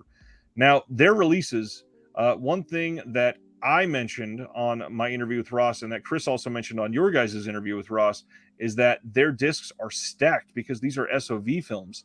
So they get all kinds of stuff added on here. So we've got audio commentary with the director and editor, audio commentary with the writer, producer, and the director, the original 97 version, which is 83 minutes long, on top of the new 87-minute director's cut that we got. And then there's a new optional retrospective commentary with the director on that one. There's an archival commentary, a feature-length documentary that's 100 minutes long, which is longer than the movie. And then outtakes, deleted scenes, unused ad-libbed featurette, even a short film by the writer and producer. There's so much on here. I mean, I've never, this is another one of those. I've never seen Sinister. I'm guessing it's good. A lot of people seem to know its name in the comments. Yep. Might have to check it out. It seems low budget revenge, but I tend to like those anyway. Did I pronounce it wrong, Mike? Is it Sinestra or something like that? Because I know it's spelled S-I-N. Oh, it's Sinstra. That's why. Sinstra. Interesting. Did I read it wrong too? Was it spelled properly up here? Oh, Sinistra. Interesting. If anyone has ever listened to my podcast, they'll know. Don't ask me to pronounce. Absolutely. Yeah, same. I just pretend like I know what I'm saying as I'm reading through it. This is the back of the slip. I love the Saturn's Core slips. They just don't care if it's just a slip, a still from the film, and they'll get like the cheesiest still to pull. I love it. Yeah, for SOV that feels appropriate. Like I'd almost feel weird if they like put all this work into it. It just wouldn't feel authentic. Agreed. I think why No Resistance is a little stylized is because it's a very stylized post-apocalyptic SOV from 1994, and it just works. So yeah, they are doing it right at Saturn's Core. Next up is Raw Nerve from Culture Shock releasing. Again, love this cover. I think this is incredible key art. And then this is the back, which is also pretty well done. But again, just like that other one where all I could see is Seth Green, this top guy, as soon as I saw this, I went, oh, John C. Reilly's in this? So this is from 1991, And this is race car driver Jimmy Clayton is having mind-shattering visions. Over and over, he sees young women ruthlessly murdered. He tries to go to the police as a witness to the latest murder, but they think he's crazy, obviously. An investigative reporter catches wind of Jimmy's tale and tries to help him put the blood-soaked pieces together. But when Jimmy's little sister appears in one of his visions, Jimmy's world comes violently crashing down. This is from 92 minutes long. We've got a commentary with actor Ted Pryor, cinematographer Andrew Park, and editor Tony Malinowski. There's an interview with Ted Pryor, interview with Ruta Arras, and then some blooper reels and some other Culture Shock trailers. Culture Shock does great stuff. I haven't had any of their stuff yet, but I'm tempted. The first release I think that they did as a partner label, because I was following them before they were a partner label, but the Girlfriend from Hell, that I still think is their most fun partner label release so far, and it's so great. That one's sold out, or at least the slip's sold out, right? The slip is gone for sure, yes. Yeah. Let's see. Mike is asking, No Resistance is good? It is great. It is a very competently made SOV that does not get enough attention. I agree. It is one that I think more people need to get because it is super well made for 1994 with no budget from a bunch of guys hanging out in Houston. Let's see what's next. This is the one we talked about earlier. So Deaf Crocodile is putting out from the same director of Ilya Muromets. This is Sampo, and this is the very similar looking slipcover to Ilya and the backside, and I love the back art on this. It is just so well made. Yeah, I'm actually going to look and see what their numbers are right now. 884 is how much they have. 884. So they've already gone down about 100 just since I last checked. And their standard edition's only got 437 for some reason. Well, a lot of people are just choosing to not get the slips and save a couple bucks and get that standard. I just don't imagine saving $1.50, but right. That's probably why I'm always out of money. Well, the other side is just guessing, because this got a print run for the slip for 2,000. Perhaps their first print run was 2,500 units, so they haven't sold that many of the standard. Mm-hmm. And so when this slip sells out, they are potentially going to sell out very quickly again, because Ilya Muromets, that sold out the standard as well, and it was gone for like 3 or 4 weeks. So I'm looking to see this sell out just the same. Yeah, I'll be getting that because I don't want to miss that on slip. Then I'll just pay 3 times as much on eBay and hate myself a little. Let's see. Mike also liked Zipperface from Culture Shock. They do a lot of really good stuff. Ash is saying, Films at Home says Morbius 4K movie is the best of the year. Your thoughts? The only thought I'm going to give is I purposefully do not say bad things about other YouTubers on here, although specifically about them, I could say a lot. Mitchell definitely got Sampo. Tad also did as well. Yeah, they are incredible out of the gate, says Chris. They've done some great stuff. And this one, it is very similar looking to Ilya Muromets. Mm-hmm. And this one, thankfully, has an audio commentary by Steve Bissett. And then Russia Fantastica Part 2 by Alan Upchurch, which I believe is the companion piece to a featurette from the first release on Ilya Muromets. But man, Deaf Crocodile, I'm impressed so far. I really want to see, and I'm going to guess Shout's doing it, but I want to see their Assault on Precinct 13 restoration. I didn't get a chance to see it at the theater, but the I don't know, Shout keeps avoiding it. The only thing I'm holding out hope for is that they have exclusive 4K UHD rights, mm-hmm. which they could if it was their 4K restoration. I'm pretty sure it's been a while since we did that interview, but I'm fairly sure it's their restoration. It is. That's what they were shopping around when they first burst onto the scene. That was like their main claim to fame, is that they are doing the current restoration, showing it in theaters primarily. Mm-hmm. They never said anything about a physical release, but that was long before they were a partner label. Yeah. So we shall see. Getting some Carpenter on a partner label, that'll make me broke pretty quick. Oh yeah. I hope so. Only a couple more partner label releases left, I promise. We are getting Satan's Children from AGFA from 1975. And if I remember right, I believe this film itself was a bonus on the old AGFA release of Satanis. So it's kind of odd how they broke this apart. I may be misspeaking there. Somebody do some fact checking on me, but I feel like it was a part of that release. This is made by one and done filmmakers in the shadows of Tampa. Satan's Children feels like an after school special from the depths of hell, literally. I don't want to say anything else because that sounds incredible right there. And that cover art is awesome. It is. It really, really is. This is from 75, 84 minutes long, region-free Blu-ray, 2K preservation from the only known 35mm theatrical print. There is a commentary with queer film historian Elizabeth Purcell and AGFA's Brett Berg. I got very mixing up my words there. That was funny. Cast and crew reunion Q&A bonus TV special, The Weird World of Weird, transferred from the original Something Weird SVHS master. And there's a bonus short, Satan in Church, another bonus short, Boys Beware, and then torrid trailer reel from Lucifer's Archive. Again, AGFA is ridiculously great with their releases, and I highly suggest you check out the interview that They Live by Film did with AGFA, and there is so much talk about Bat Pussy in that interview that it is so worth it just to give it a listen. Chris was dying to do that interview. I know he was. That was a special one, and AGFA does not get a lot of attention, at least before they were a partner label. But they have, to overuse a phrase that the world has been using too much lately, they're doing the Lord's work over there. And the amount of things that they've put out for theatrical runs, and to have people be able to pay like $150 to watch a theatrical print of some of the biggest movies in history that just don't have access like that is incredible. And they feel like they've been around forever too. Like, right. I seem to remember seeing like the Zodiac Killer at FYE when I was a kid, like everywhere.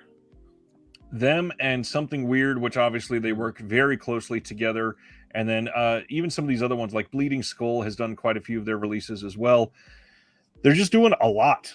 And I believe in your guys' interview, they said that they were going to be putting out like 17 films next year, which is crazy. Thanks, Terry. Thanks for checking. Chris says, Zach, tell your Shahram Mokri story about Abbas Kiarostami. Oh God, now I'm on the spot and I'll never remember. So the interesting thing, I think they put it on their release about it, but regarding that mind-bending set that came out, he put just at the very end of 24 frames just his name as like, I guess, as a way of recommendation. Didn't put anything else there. It's just right at the end of 24 frames he just puts his name in Arabic and leaves it there. And I was like, that's probably the best compliment you could get if you're an Iranian filmmaker. Yeah, that's a pretty cool touch. Let's see. I think we got one more partner label, or actually, now that I think about it, I think there's two or three. Coming from Connie or Canny, however you say it out loud. This is Tremble All You Want from 2017. This is a Region A locked release, and if you are in Japan, you cannot purchase this because it has its own very specific Japanese release, and Vinegar Syndrome is not allowed to sell over there. This is one that when I put out the announcement on Twitter, a lot of Japanese people were retweeting it, so it seems to be pretty important to a lot of people over there. And it's down to 601 for anyone curious. Oh, geez, already. And 432 for standard. So we're at 1,000 copies altogether. Man, going fairly quickly. This one says 24-year-old Yoshika works in the accounting department of a large corporation. Socially awkward and somewhat of an outcast, she enjoys conversations with random strangers and civil servants, staying up late to look up extinct animals on Wikipedia, like you do, and daydreaming about Ichi, a high school classmate who remains to this day her one and only love, that is, until Neek, a clumsy colleague, bursts her fabulous bubble. Adapted from Risa Wataya's beloved novel and winner of the Audience Award at the 2017 Tokyo International Film Festival, Akiko Oku's Tremble All You Want is a magnificent subversion of the romantic comedy. Oku, one of Japan's foremost directors working in the genre, crafts a remarkable character-driven film, unafraid to blend comedy and tragedy and dash of the musical to best explore issues of mental health as pertaining to the heart, playing skillfully and poignantly with notions of loneliness, bias, perspective, mood, and the occasional self-damaging delusion. That's heavy. That's a lot. Yeah, it's and I can't remember if I just missed it. Is there a reason they're not selling them in Japan? I believe it's because they have their own specific release and they are not allowed to based on their Okay. contract. I didn't know if it was more than that, but okay, that makes sense.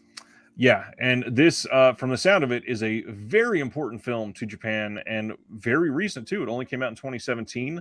This has, they're calling it a high def presentation, so it's probably the same scan that they've been using since 2017. Mhm. Making Tremble All You Want, an interview with the director. On the fashion in Tremble All You Want, an interview with the director and costume designer. The music in Tremble All You Want, an interview with the director and music supervisor.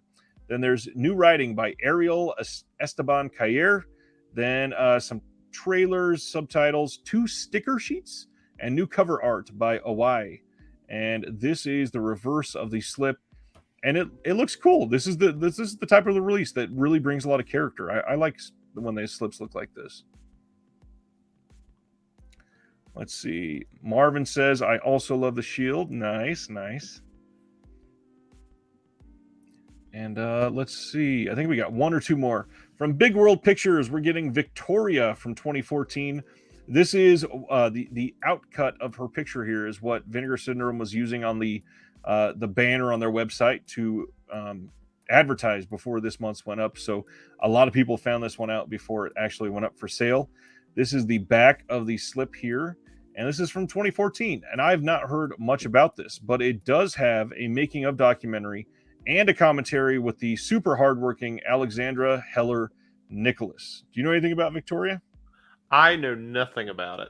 I'm making sure there's so many movies that have been named Victoria. This wasn't the one that was like big on Netflix, was it? I don't think it is. It looks spelled differently.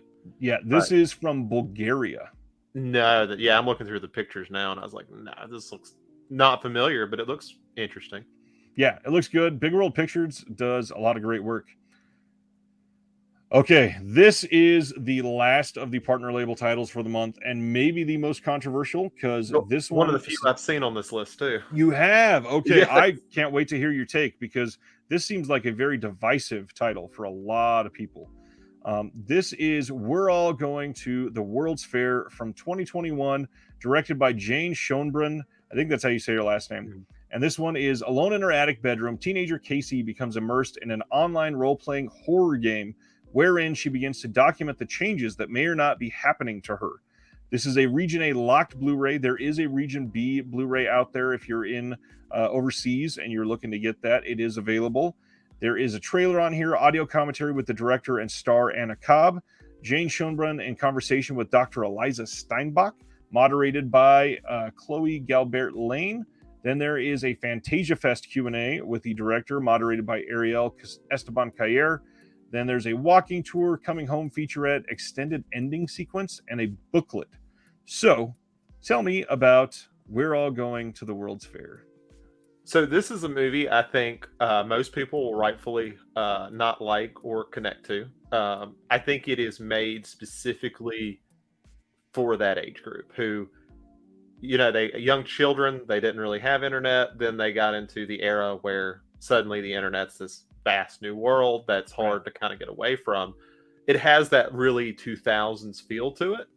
And when somebody says that nothing happens in this movie, they aren't wrong.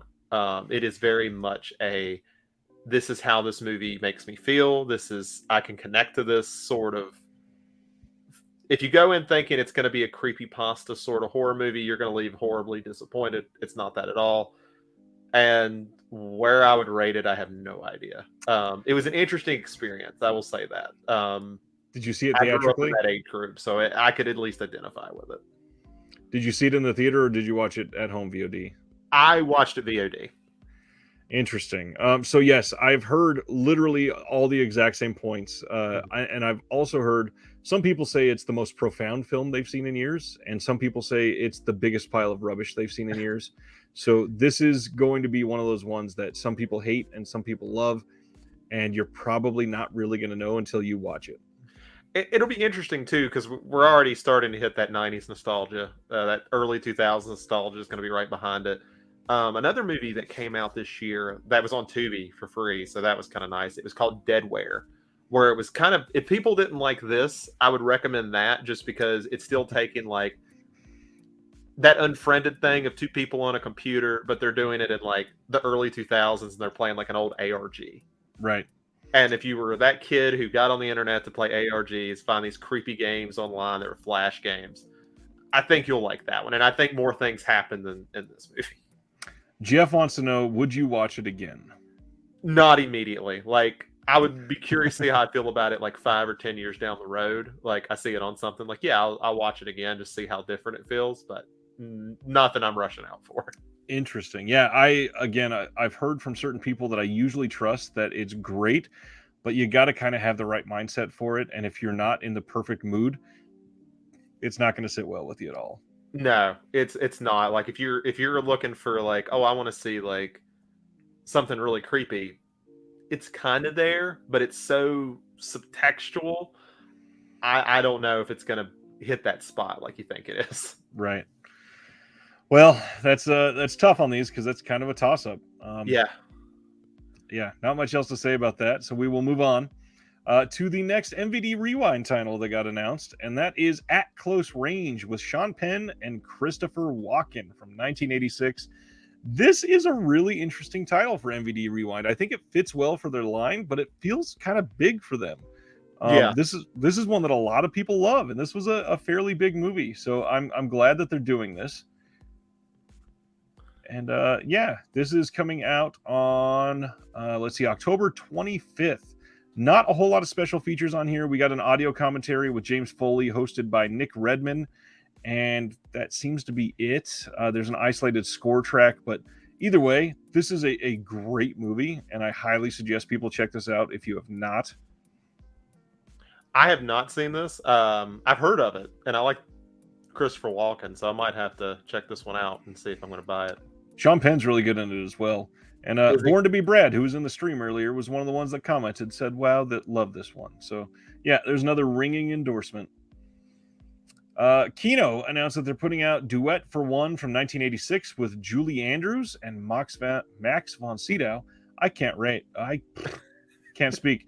I've done interviews at my job for the last 2 days, and I did interviews for 2 full days last week, and I'm like speaking out entirely from my body right now. I'm dead, essentially. You're doing better than me, trust me. Ragnar says, I believe that's where Madonna met Sean Penn. Interesting. I feel like that makes it more depressing. Yeah. 1986. That checks out. This one is a brand new 2K Master. We don't know a date on it. We'll figure that out later. So it's a 2K Did you say it was a 4K release though on a 2K Master? Not a 4K release. Just okay. I was like, that sounds worthless. Yeah, that would be pointless. One that a lot of people are excited for. I don't know if you're an anime guy. Kamen Rider Kuga is coming out. The complete series from 2000. Shout Factory's putting that out, and it does have one of their exclusive posters if you order it from their site. And this does have all 49 episodes plus subtitles with and without Grongi, which if you've seen it, supposedly that means something, and it's a little bit of a spoiler, I guess. So I apologize. I know nothing about it because I'm not an anime person, but this is one that was making waves, so I wanted to make sure people knew about it. Yeah, anime for me is, I question if Pokemon counts as anime. That's how little I know about it. That's slightly more than me, I think. Next one up, we are getting another 2K restoration from Kino. This is Joy House from 1964. Big name in this one is Jane Fonda, and it's also got Alain Delon. And yeah, I don't know much of anything about that. I'm going to skip to the next one because this is where it starts to get really interesting. The Severn Film site, suddenly, Mardi Gras Massacre disappeared from their site, and you can no longer purchase it. And now I'm depressed. I was looking forward to that release. On top of that, the 88 Films release of Mardi Gras Massacre also got delayed. Now, somebody from 88 Films has said that it was the rights for a single music track in it. Thanks, Chris, and thanks for the super sticker. I appreciate that. And have a good night. And I know it's late. Sleep well. This is going to be a long show tonight. Like I said, we still got Scream Factory coming. From what I hear on the inside is that they are hoping Mardi Gras Massacre is able to come back after they clear the rights. But that is just super odd to have this disappear. And Mostly, I feel bad for Severin because this is going to be making a lot of people upset because Severin is already not with the greatest reputation as being super reliable. They lost Cruel Jaws. They potentially lost this. And then we're going to talk about another one that just disappeared from their site. Yeah, this is interesting. It's music rights are so weird. I think that's a big reason. I know a lot of people have looked for looking for Mr. Goodbar has been a release people have wanted for years, and I think a lot of it has to do with music rights. Yeah, 100%. And there are certain ones that will never get a release just because of how many music rights are in it. So it's tough. What's going on, Skolder? Glad you're here. Ragnar got the last copy from Orbit DVD when he heard that they were pulling it. And what's crazy is you can still get a couple of the merch items from the film, just not the film itself. Nathan's in the UK checking in. What's going on, Nathan? Glad you're here, buddy. Hope you're having a great trip over there.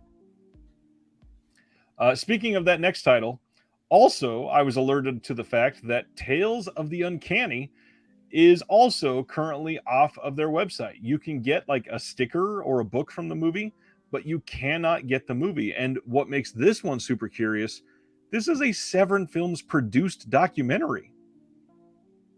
So from what I hear, there might be something in the background of one of the shots that is a trademarked item that they weren't supposed to show for some reason without permission. And they're working on that, but I don't know that 100%. That's just somebody... they thought they heard something and they were going to share, but yeah, it could be something as silly as that. I hope this comes back eventually. I am glad I have this one because I love anthology horror films, and this is one that it really speaks to me. This is a great release. Severin's one of those companies I think the world of them because I love their releases, but they seem to have the worst luck of any boutique label I've ever seen. Like, it's like they for them, they get the jokes every year about their site gonna crash every single year, and then they promise it won't crash, and then it crashes. And thankfully, just last month, it was the first time I've seen it in years where it did not crash at all. But there were still a lot of people pissed off because of the migrating to the new site, and their account wasn't found, and blah blah blah. There's always something. That's probably why they avoided fixing the actual issue for years. Is because they didn't want people's accounts to be lost. But I mean, it's either that or hear people complain about the site crashing every year. Exactly, which I guarantee that the site crashing has lost them quite a lot of sales. So yeah, I'm glad they fixed it finally. Mitchell says he bought Tales of the Uncanny on Walmart from a third party when he noticed it wasn't there.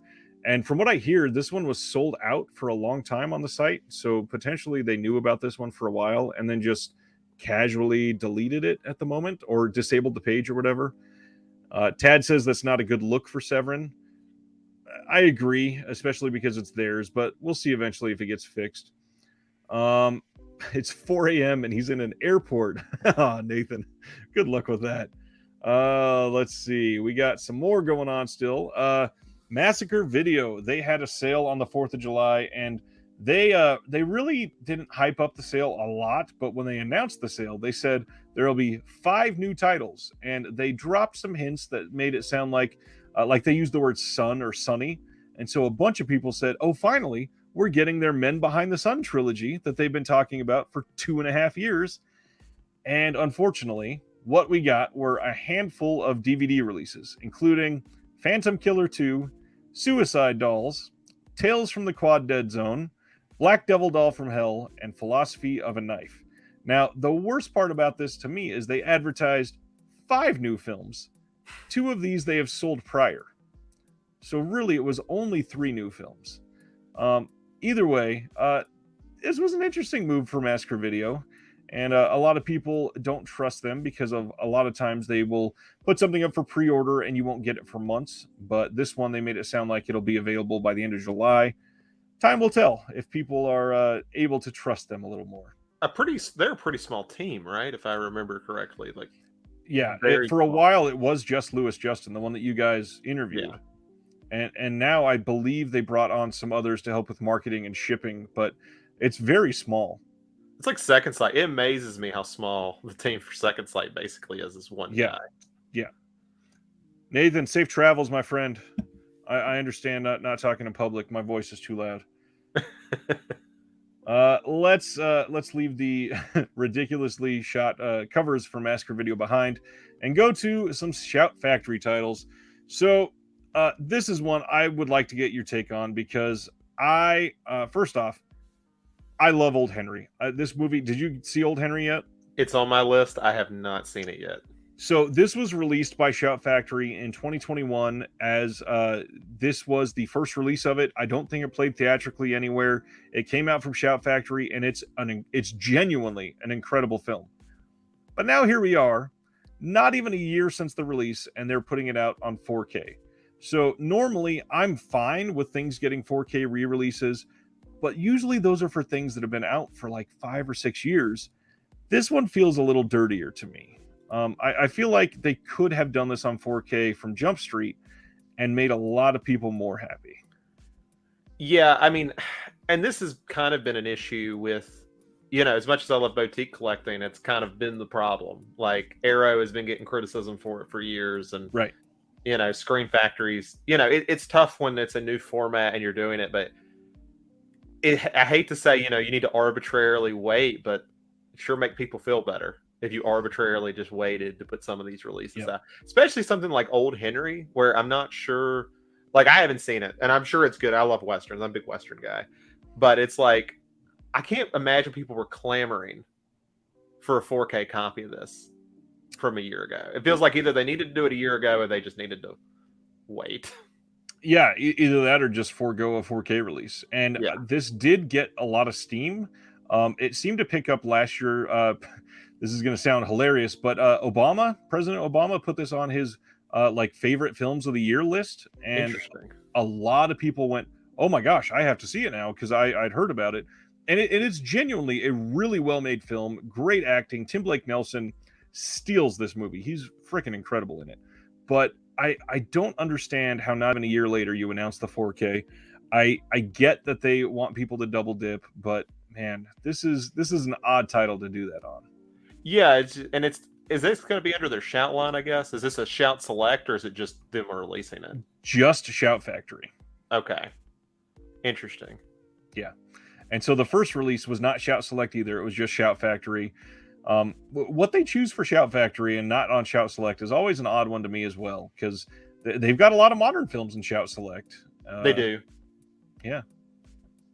And they I feel like, maybe not now. It seemed like they were doing more with 4K with Shout Select at first. Now it's more of a mix, but I seem to remember like Deer Hunter was maybe the first one they did. That was the first Shout Factory 4K at all, except for I think they had like, this is all behind the scenes. Most people don't even know these exist, but they'll put out like the Plains of 2005 or something like that. It's such a weird release, and they've got like 5 or 6 of those that they did put out on 4K before, but they sold probably like 14 copies. And it wasn't Deer Hunter, which they knew was going to sell. Correct. Well. So now Shout Select is going to be up to their like 3rd or 4th 4K, but Screen Factory has far surpassed that now. Yeah, they've put out like 20 4Ks. Let's see. I wanted to touch on Ragnar's comment. Messed up that Black Devil Doll and the other one were supposed to be a limited release. They're repressing their stuff. Yes. I think now the only limited part for Massacre Video is that it came in a box with both of them together, and now this will be actually 2 DVD cases instead of the box to hold them, which, yeah, that's touchy. It's kind of that double-edged sword, too. Like, I hate limitations on a lot of stuff. It's like, same. We're here trying to preserve stuff here. People want it. People will pay for it. But if you say it's limited and people paid good money for a limited copy, it kind of sucks when you don't make it a limited copy. Like if another company puts it out, cool. That happens all the time. But right. And what they could have done if they have like exclusive rights to those films forever, put both of them on one Blu-ray disc. Then it's still the limited DVD release, and now it's a different format. And they're just shot on video film, so they're not going to look any better. But maybe just putting them on that one disc in a case by itself, you could have made a lot of people happy because they've got that original limited release. Yeah, it's tough. Let's see.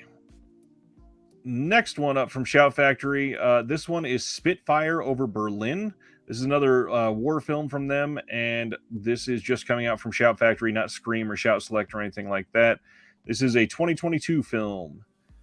And next up, Kino, in the midst of all that, announced The Italian Job, and I misspelled it there, of course. 4K restoration done by Paramount Pictures. This is only coming on a Blu-ray, not in a 4K, but this is a classic film. Michael Caine movie, obviously very important, and he's been getting a lot of love over the last couple of years. So I am eager for this one. They've been doing a lot of Paramount stuff since signing that new deal. It would have been a 4K release if Criterion had put out a Blu-ray 2 years ago. Or if Paramount was looking for their 4K release of it, because they will potentially still have the rights to their own film on the different format. So we could potentially get that from Paramount Presents or something. That's been an interesting line. I own Vanilla Sky, I think is the only one I own from them, and I bought it cheap at a secondhand store. I had most of them through like the first 15 or 16. And then I really paid attention and realized some of them are just awful. They look terrible. There's not a lot of special features. The packaging is okay, but it seemed to just be this weird, like, we kind of want to be a boutique, but not really cash grab. I don't know. Yeah, and like the thing, because I was going to start getting them because I liked some of the titles they announced at first, but I think it was To Catch a Thief. I saw the comparisons. Yeah. And I'm like, you put out a worse Blu-ray than that was already out? That Blu-ray was like 12 years old. Yeah, it was embarrassing. And I think Airplane also came out from Paramount Presents, and it was also like the exact same scan as the old Blu-ray. A title they know would sell well if they would actually like restore it. Right. Yeah. Next one. This is a big one for me, and we haven't talked about it much, but you are very much a horror guy, right? Mm-hmm. Yes, primarily. So Evil Dead 2013 is a huge title for me, and for a few reasons. I will say, I said this in the Discord for my Patreon this week, and I think a couple people agreed with me, but I don't know how much of a hot take this is.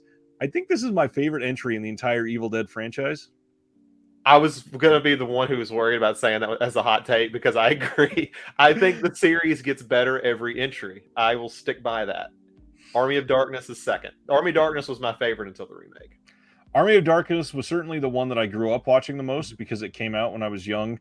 And then I think Evil Dead 2 really took me. I've never loved Evil Dead 1, but it's still good. But man. I think Evil Dead 1 is like you... Like, I love listening to the commentary with Bruce Campbell.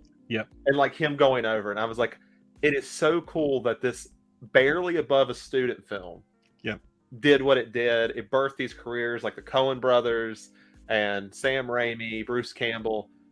That's so cool. But this movie is cheaply made. And that's impressive. But it looks like it was made. At the end of the day, Evil Dead 1 is essentially a proof of concept. Yeah. And they perfected it in Evil Dead 2. It's fantastic. Exactly. Yeah, and that's what matters. So this is an exciting one for me for that reason, but also some others. I think that this is going to be a big deal because this is, I believe, the third Sony boutique licensed 4K release. Now, Sony is known for having literally like the best 4K transfers from any studio, and we've got this one from them. We've got one, Wild Things just came out from Arrow. That's a Sony title. And then another Shout Factory title that did not go over so well. And I think that there were some people clamoring for a replacement disc. I can't remember why at this point, but that is... It's a boutique label. It's always a need for a replacement disc. The Craft, that was the first one. So this is kind of a big deal, and I really hope it sells well for them. It is going to be a collector's edition, so it will have a slip, and it will have bonus features that they announce later. Now, the big thing is I've seen so many people ask, will it have the unrated cut? If you look on their website, it shows 2 run times, 91 minutes and 97 minutes, which means it will have the unrated cut.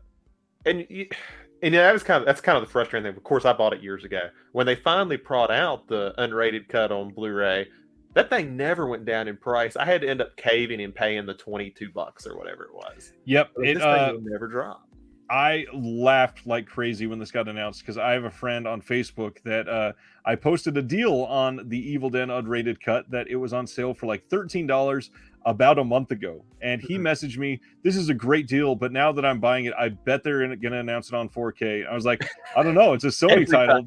That's going to be a big wish." And not even a month later, here we are. I appreciate his sacrifice. So this is going to be a big deal for me. I adore this film. I think it's incredibly well made.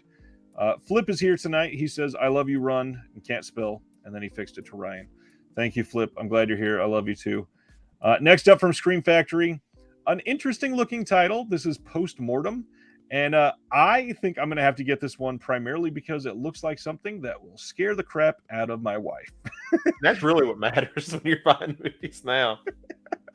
So, yeah, this one looks interesting. And they are advertising that it should have a slip when it comes out for all of the people that love Shout Factory slip collectors.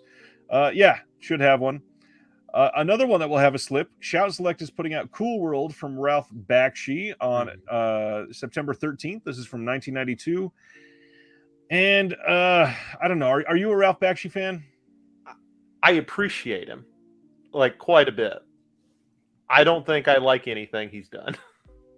That's kind of where I stick with it. I think he's got some cool ideas and some stuff that hasn't necessarily aged the best. But it's pretty cool stuff. That's just not for me.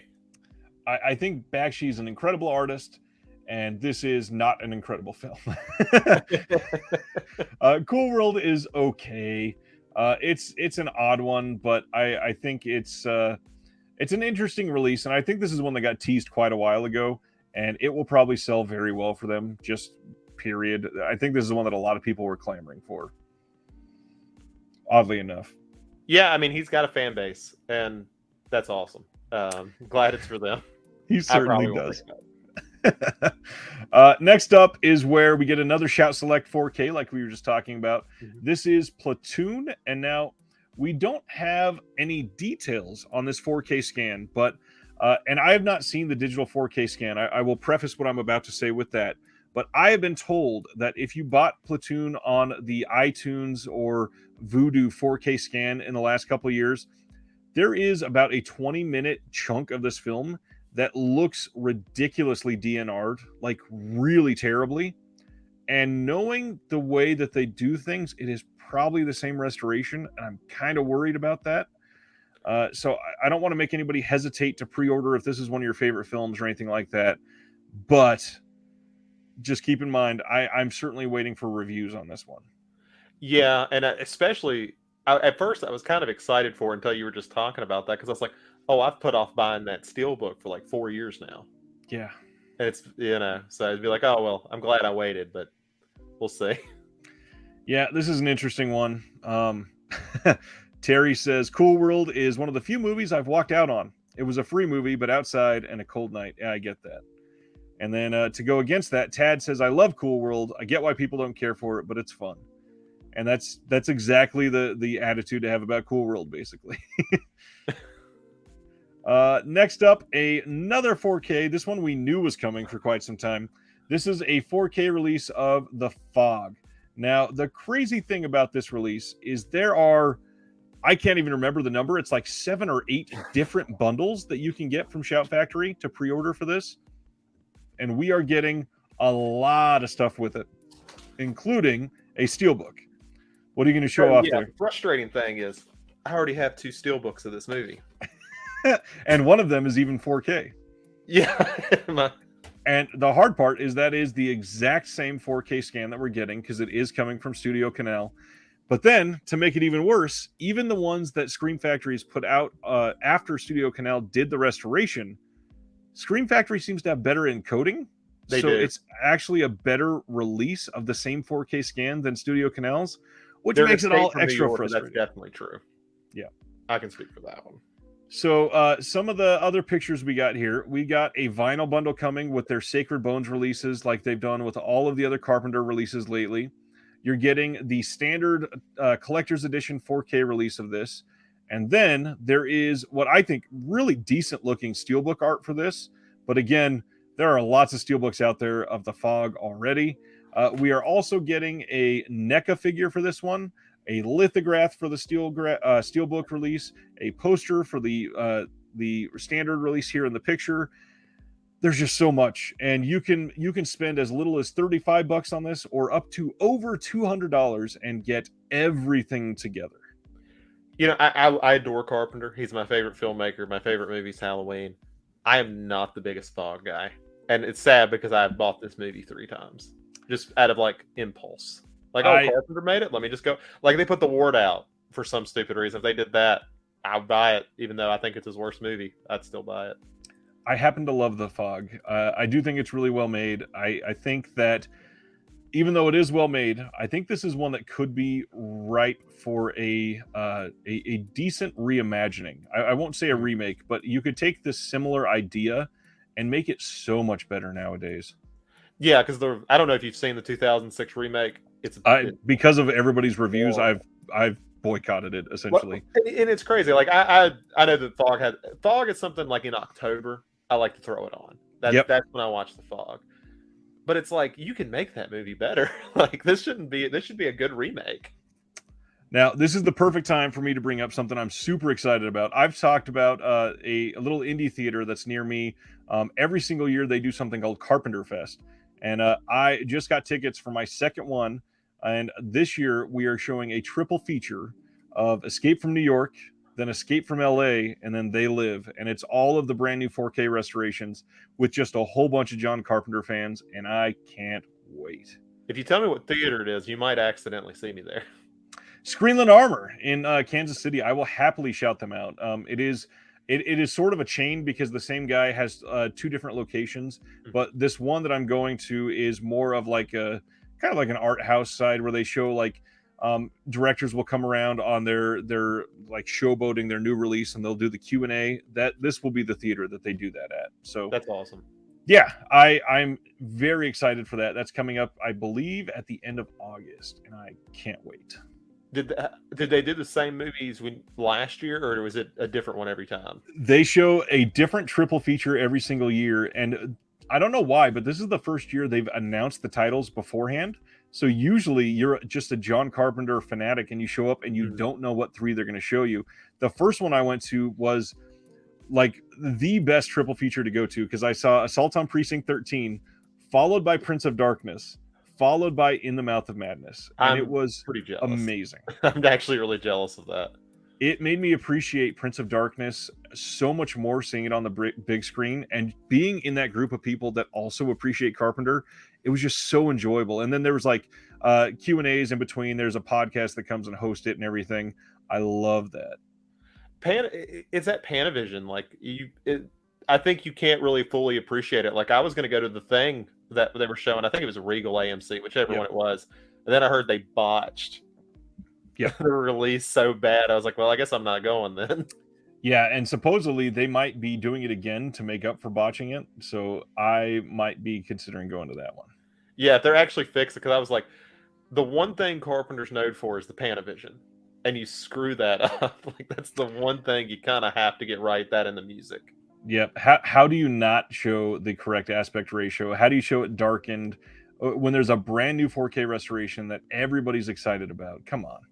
I mean, he made like 18 feature films and 16 of them are in the same aspect ratio. Right. How hard could it be? But the other big 4K, we just talked about it, Army of Darkness. This got announced I think it's 2.5 years ago now from Shout Factory. They did like an interview in a magazine and they said this is coming next year, and then almost 2 full years went by after that, and we finally got this announcement, and this is coming at the end of September in 4K. And what's crazy about this is going to be a 4-disc release. That's what that makes me kind of okay with how long it took them to make it. This is going to have, again, just like I said about the Fog, a steelbook release. Here is the steelbook art, which is good. I think it's interesting, at least. They are also vampires. Their vampires release a lot. Yes, I believe it's the same artist completely. They're also doing this limited pin set with the standard 4K there in the background. And yeah, this is a good set. But again, if you want everything that they're putting out for this, it's going to cost like $126. Yeah, I just want the movie. Which is okay. Guy. $35, $36, whatever it is, if you want the poster with it. and I'll usually sell the poster to somebody for like $10. Nice. Make back a chunk of it. I am glad that with the 4Ks, they are doing the original theatrical posters, and it gives you a chance to have that original art if you want it hanging up in the house. And that's always kind of the tough thing that I feel for some of these labels, that a lot of movies have terrible art, so they're kind of taking an artist saying, hey, do something cool. But then you have things like Army of Darkness, and you're like, you can just keep it. Like, right. You don't have to change anything. It's fine. That's why I love like the Vinegar Syndrome releases in the VSU, because there's the outer box, there's the back of the box, there's the slip, there's the liner of the box, there's the inside art, there's the reverse art, there's a booklet. There's so much that they can use in there. Yeah, like that Thriller, I took pictures for my private Instagram, and I was like, I don't even think I can put all this in like one album because everything's reversed. Yeah, there's so much in there. I love it. Mitchell said, I'm bad. I ordered the everything bundle. I completely understand that. Yeah. There's a lot of great art there. There is. Finally, away from Shout Factory, release details on this one. We talked about it recently, so I won't spend too much time on it. Some Girls with Patrick Dempsey is coming to Kino on September 13th with a new audio commentary, and then there's some overtime questions with Michael Hoffman. More about the film. Not a lot on that one, but that's okay. That's Kino. We got the first release title coming from Mondo Macabro in their next pre-order batch. And this says one of our next 3 or 4 titles that we will be absolutely bonkers. Sorry. One of our next 3 or 4 titles will be the absolutely bonkers Spanish-Italian giallo In the Folds of the Flesh from 1970. Though we didn't release it on DVD, this movie has Mondo Macabro written all over it and always has. And we are very excited to bring you a brand new restoration from the OCN. Check out this fab new custom artwork by the always amazing Justin Coffey, and this will likely go on sale at the end of August. More details in the coming weeks. So that leaves the end of August. They're going to have a pre-order, and then the next one will be during their Halloween sale. And that's the big one where we're getting their first 4K title, and I can't wait. I mean, I really want to get into their stuff. They're one that I've almost pulled the trigger on like a couple times. And it's that like dumb collector part of you that's like, do I want the red case? Like, do I want that? And it's like, no, I don't, because if I get one, I'll buy more of them. Yeah, and they get very difficult to find, that's for sure. Yeah. What's going on, Kubrick lover? Glad you're here. Feel like I haven't seen you in a while. It's a good thing. Mondo Macabro, they are owned by not just Jared Honor, which a lot of people know, and he was on the channel before, by Pete Toombs. I would recommend, if you ever get a chance, try to find the copy of this book that he wrote, which is Mondo Macabro. The subtitle of it is Weird and Wonderful Cinema Around the World, and this embraces everything that they are. I don't believe this is in print anymore, so if you want it, you got to go eBay or thrift stores or something like that, sadly. But it is the exact kind of book I love. I shared that with my patrons in a video today, and yeah, just happened to be right next to me still. I'm actually going to see kind of what that's going for in case people are curious. It's not that bad. It's I looked it up this week. It's somewhere around like $30 ish. Yeah, I'd pay $30 for that. Yeah, that's about what I'm seeing. Kubrick got his Vinegar Syndromes today. Watched Red Spirit Lake. Nice. Maybe not high production value, but visceral, violent, and fun. Really good art on that release too, Kubrick. What is next? 101 Films. We talked about them early in the show. They're putting out 2 more of their AGFA releases. They are getting Sometimes Aunt Martha Does Dreadful Things and Wicked World. These are both coming in August, and you can pre-order them now. Got the link on there. They are essentially going to be the same releases as in the US, so no reason to double dip there. This is a cool one, though. A lot of people love this movie, and we talk about steelbooks on here quite a lot. This is Warrior from 2011, is getting a Best Buy exclusive 4K steelbook on August 30th, and you can order that now, and it's only like $20, so it's really not that bad. I'm guessing that's a Lionsgate release because they actually have a... Correct. They are capitalizing on everybody with these plastic slipcovers on their steelbooks, and people love it. I mean, I love it. Like, it's something that should have been done with steels years ago. The only other company I've seen do cool things with the art like this is the Mondo X line of steelbooks, and these have just taken it to this new level. Like the Saw release they did, where you pull it off and it's the TV covering it. The mask on American Psycho, where it That's looks my like favorite. Patrick Bateman taking it off. It's perfect. They do some great stuff with their steelbooks. And people, I love the little thing that kind of went on with that, where people would take the cover for American Psycho and put it on other stuff. I was like, that's actually awesome. Yeah, hilarious. I'm not sure, but I think that this is the first 4K release of this film. I believe it is, because I still own the Blu-ray. It's a great movie. Have you seen it? I saw it, I believe, when it came out. I don't remember a whole lot about it. I remember liking it. So I'm a big Tom Hardy guy. I love Tom Hardy. I will continue watching the Venom movies just because Tom Hardy's in them. He does great stuff. He pretty much always has. Yeah. We are close to the end, and this is the last one. We were talking about this a little while ago too. Coming to Blu-ray on September 13th. This announcement was kind of odd because it's not coming from Shudder. Shudder probably is the one that has the rights, and they are licensing through RLJE to distribute for them. But we are finally getting George A. Romero's The Amusement Park from 1975. This is the recently discovered film from George's archive, and it's, from what I hear, it's basically like a foray into Alzheimer's and getting old and the way that it affects people. And that's a good summary of it. But even I would recommend people check it out anyway. Like, even if you're like, well, I'm not old, so it doesn't really matter. But it's haunting. Like, it's a very, like, it's kind of funny that the Lutheran Society was kind of like, we want to get this director for horror to make our PSA. Oh, this is horrific. We can't show this. Right.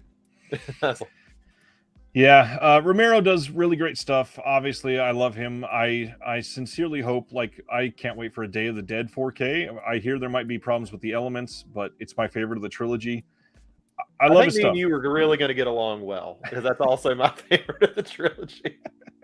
Nice. Yeah, I hesitate to say that usually, but that's a good thing. Peter's asking, are the Best Buy exclusive steelbooks the same as Zavvi? I'm not sure what you mean. Sometimes Best Buy and Zavvi both claim that a steelbook is exclusive, and it's the same steelbook sold at both places, but it is exclusive in that region, if that's what you're getting at. It happens in streaming too. I remember there was, I'm trying to think what movie it was, but Mubi had put it out first, and then Criterion said exclusive for the first time on streaming, and it's like, no. Mubi had it like been a year before you did. The Worst Person in the World recently was like that for Criterion, I think. That's probably, that sounds right. The thing that we normally do after this is to share, if you did not realize what was coming out next week, what is coming out next Tuesday. So we'll go into that real quick. We are getting that Raging Bull 4K from Criterion. Summertime is also coming out from Criterion. That's the David Lean film. The Angel Heart 4K Steelbook is dropping at Best Buy. And that's a great looking steel. I like it. That is. One. And then I think they had a steel before that's like one of those rare like landscape ones. Like, it's actually like sideways. I think Zavvi had that one for years ago. Interesting. I loved the old Arrow Vincent Price horizontal steelbooks that they put out. Those were beautiful. In fact, I think I've got one right here. This is how good that art is. So this is the Pit and the Pendulum. Great. And then even better, let me pull out the protector on the back. Oh, I love that. And who put that one out? Arrow. Arrow did. Wow. Yeah. That is gosh, what year was that? That had to have been like 2014 or something like that. I spent enough Vincent Price thanks to Scream Factory. I don't think I can double dip on him anymore. That makes perfect sense. I'm good. We are also getting that original art steelbook of Indiana Jones and the Temple of Doom. They're doing one for each of the Indiana Jones films. The Beatles Get Back, that was a Disney Plus exclusive. It is getting a physical release next week. Let's see. The Frisco Kid from Warner Archive is coming. That's a Gene Wilder film. The $6 Million Man, the complete series, is coming from Shout Factory. Speaking of Paramount Presents, we're getting Rough Cut with Burt Reynolds. Leap of Faith is coming from Paramount. And that, BB's Kids, that's a big one that people are looking forward to. Georgia Rule coming out from Shout Select. Steel Justice coming from Kino Lorber next week. If you are a huge fan of basketball like I am, that's also coming next week. Terror Circus. This was a Code Red title getting a re-release through Kino. That's getting a good. It's the same release, but I would recommend that one. And then, of course, the Full Moon film, Bigfoot or Bust, the best Bigfoot movie ever made. I think that's the biggest ones. Yep, that's it. All right. Let's see. Peter says Get Back was listed for pre-order, then it was pulled. Interesting. I had not heard about it getting pulled. I'll have to check into that. Very interesting. There was an issue with one of the audio tracks on Get Back. At least they caught it before it went out. Yeah. Yeah, Kubrick, that $6 Million Man coming out next week, and it is remastered. You made it. This is what are we at? Almost 2 hours, 15 minutes. That's a good show. Yeah, almost midnight for me. Anything else after going through all of those that you want to bring up? Anything for They Live by Film coming up you want to hype? They Live by Film. We're going to probably going to be having a Persona episode. So if there's any Bergman fans, you'll be able to hear us talk about that hopefully within the next month. Nice. We just did a hot takes episode where each one of us went through 3 hot takes. That was fun. Yeah. I'm sure we have interviews. I wish Chris hadn't already went to bed earlier in the night than it is for me, so I don't think he has much of an excuse.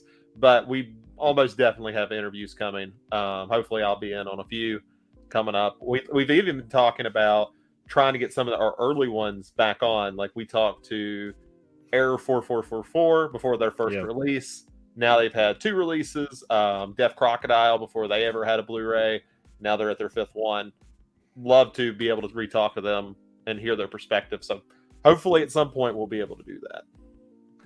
Yeah, that's a great idea, especially because some of those earlier ones, not that Chris was ever a bad interviewer, but he has really found his footing. And absolutely. I mean, it's one of those things where we kind of did, and I don't know how much Chris has talked about it. I can't remember, but it was just kind of like we need to add a little something to the podcast. Do you want to just email some of these guys and see if they'll say yes? And it just sort of happened, and we kind of fell into it. And I'm thrilled about it, honestly. How willing all these people are to talk, and they're all great. And as much as we'll sit there and critique some of their stuff, these people are giving their time, and they're great. I agree. Into this. And you guys, I've genuinely from day one seen you as like a sister version of what I do because of my reaching out to some of these labels. And the people that you've had on, the people that I've had on, I'm just so grateful that these people in this hobby are so willing to be open and share things that you would never expect. They're just completely bluntly honest. And I think a lot of it is, I think there's always been this sort of assumption that they weren't willing to talk to people when nobody's ever really asked them to talk about it. So now if they get a chance, they're ready. Like we had Justin Liberty. He was about as honest as you can get about things. And, that's great to hear. Cause I think there is, I think it breaks this little bit of disconnect because Blu-ray has become so much more niche than DVD was or VHS was. And it's a whole different ball game than it was 20 years ago. And it's getting even more niche with 4K. Yeah, it is. But I think that's been a cool adaptation of physical media in general. Like, I remember people talk for years, and you still hear it where people say, why do you still buy Blu-rays? Why do you still buy these? And you're like, I could name 100 reasons, but, we won't get into that. But it's like they're evolving to be something else. You're not going to, I have a Ben-Hur set up there that's got like a little figurine. It's a huge set. Yep. I'll look on it, it says one of 100,000. I've got that's a limited edition. I've got the Wizard of Oz one they did just like that. And it's like, that's insanity. No, like these ones that are 2,000, it's like if you made 20,000 of them, that's probably all you'd ever need. But that's true. And, you got to evolve for that. And I think they've done a good job. Like boutique stuff is, what was it in DVD? Anchor Bay was kind of your big guys that would do interesting stuff like that. And now every company's had to kind of figure it out.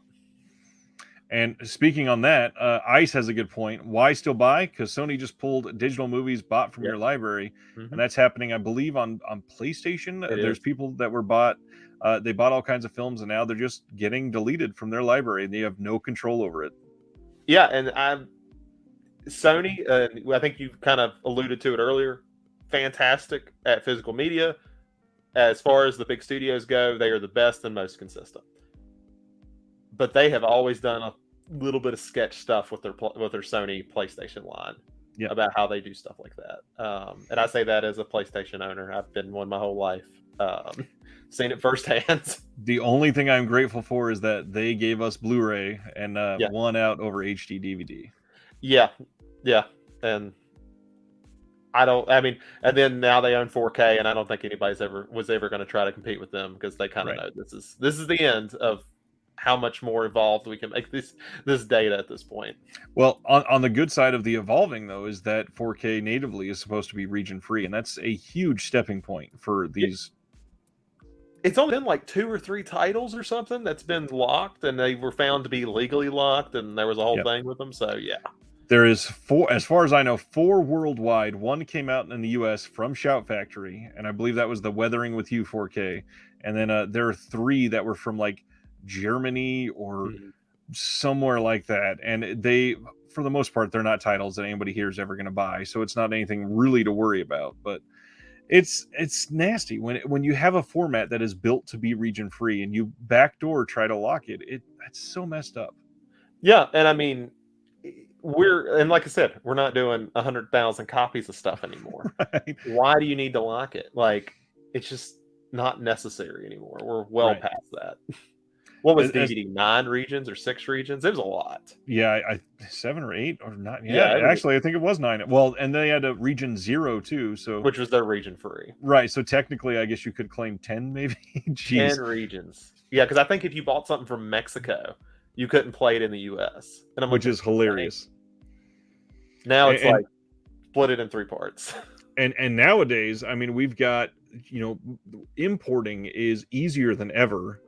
Buying online is so much easier than it was 10 years ago. I'm just glad that they're finally past that on 4K. Now I just wish they would open up more of the Blu-rays.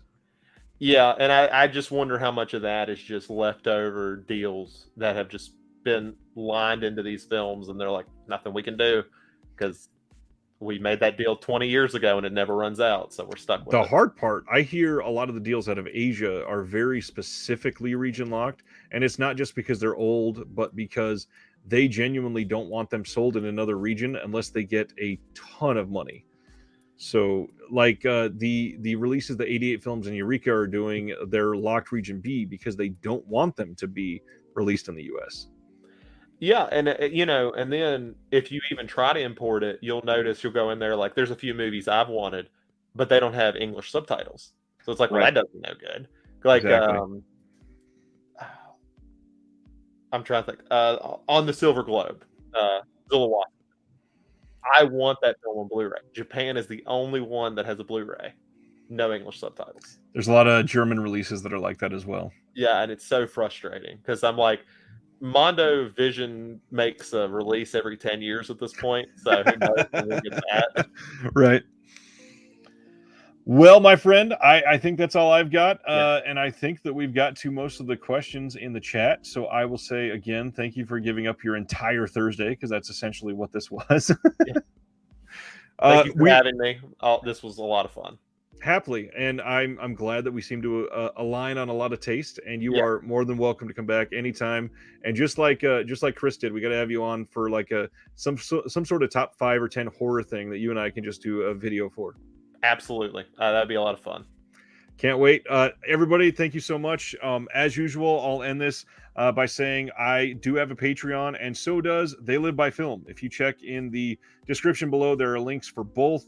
And you will be able to get a lot more content from both of our little organizations that we've built at this point. And I've had some people ask me what you got to pay to get into mine. So just in case you haven't checked on that link, $3 is the lowest tier for mine. 7 is the one that gets you in the Discord.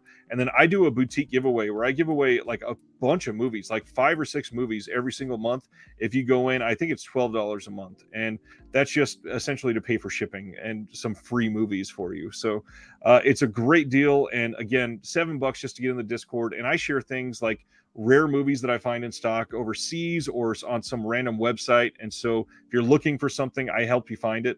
It's a lovely little community, in my opinion.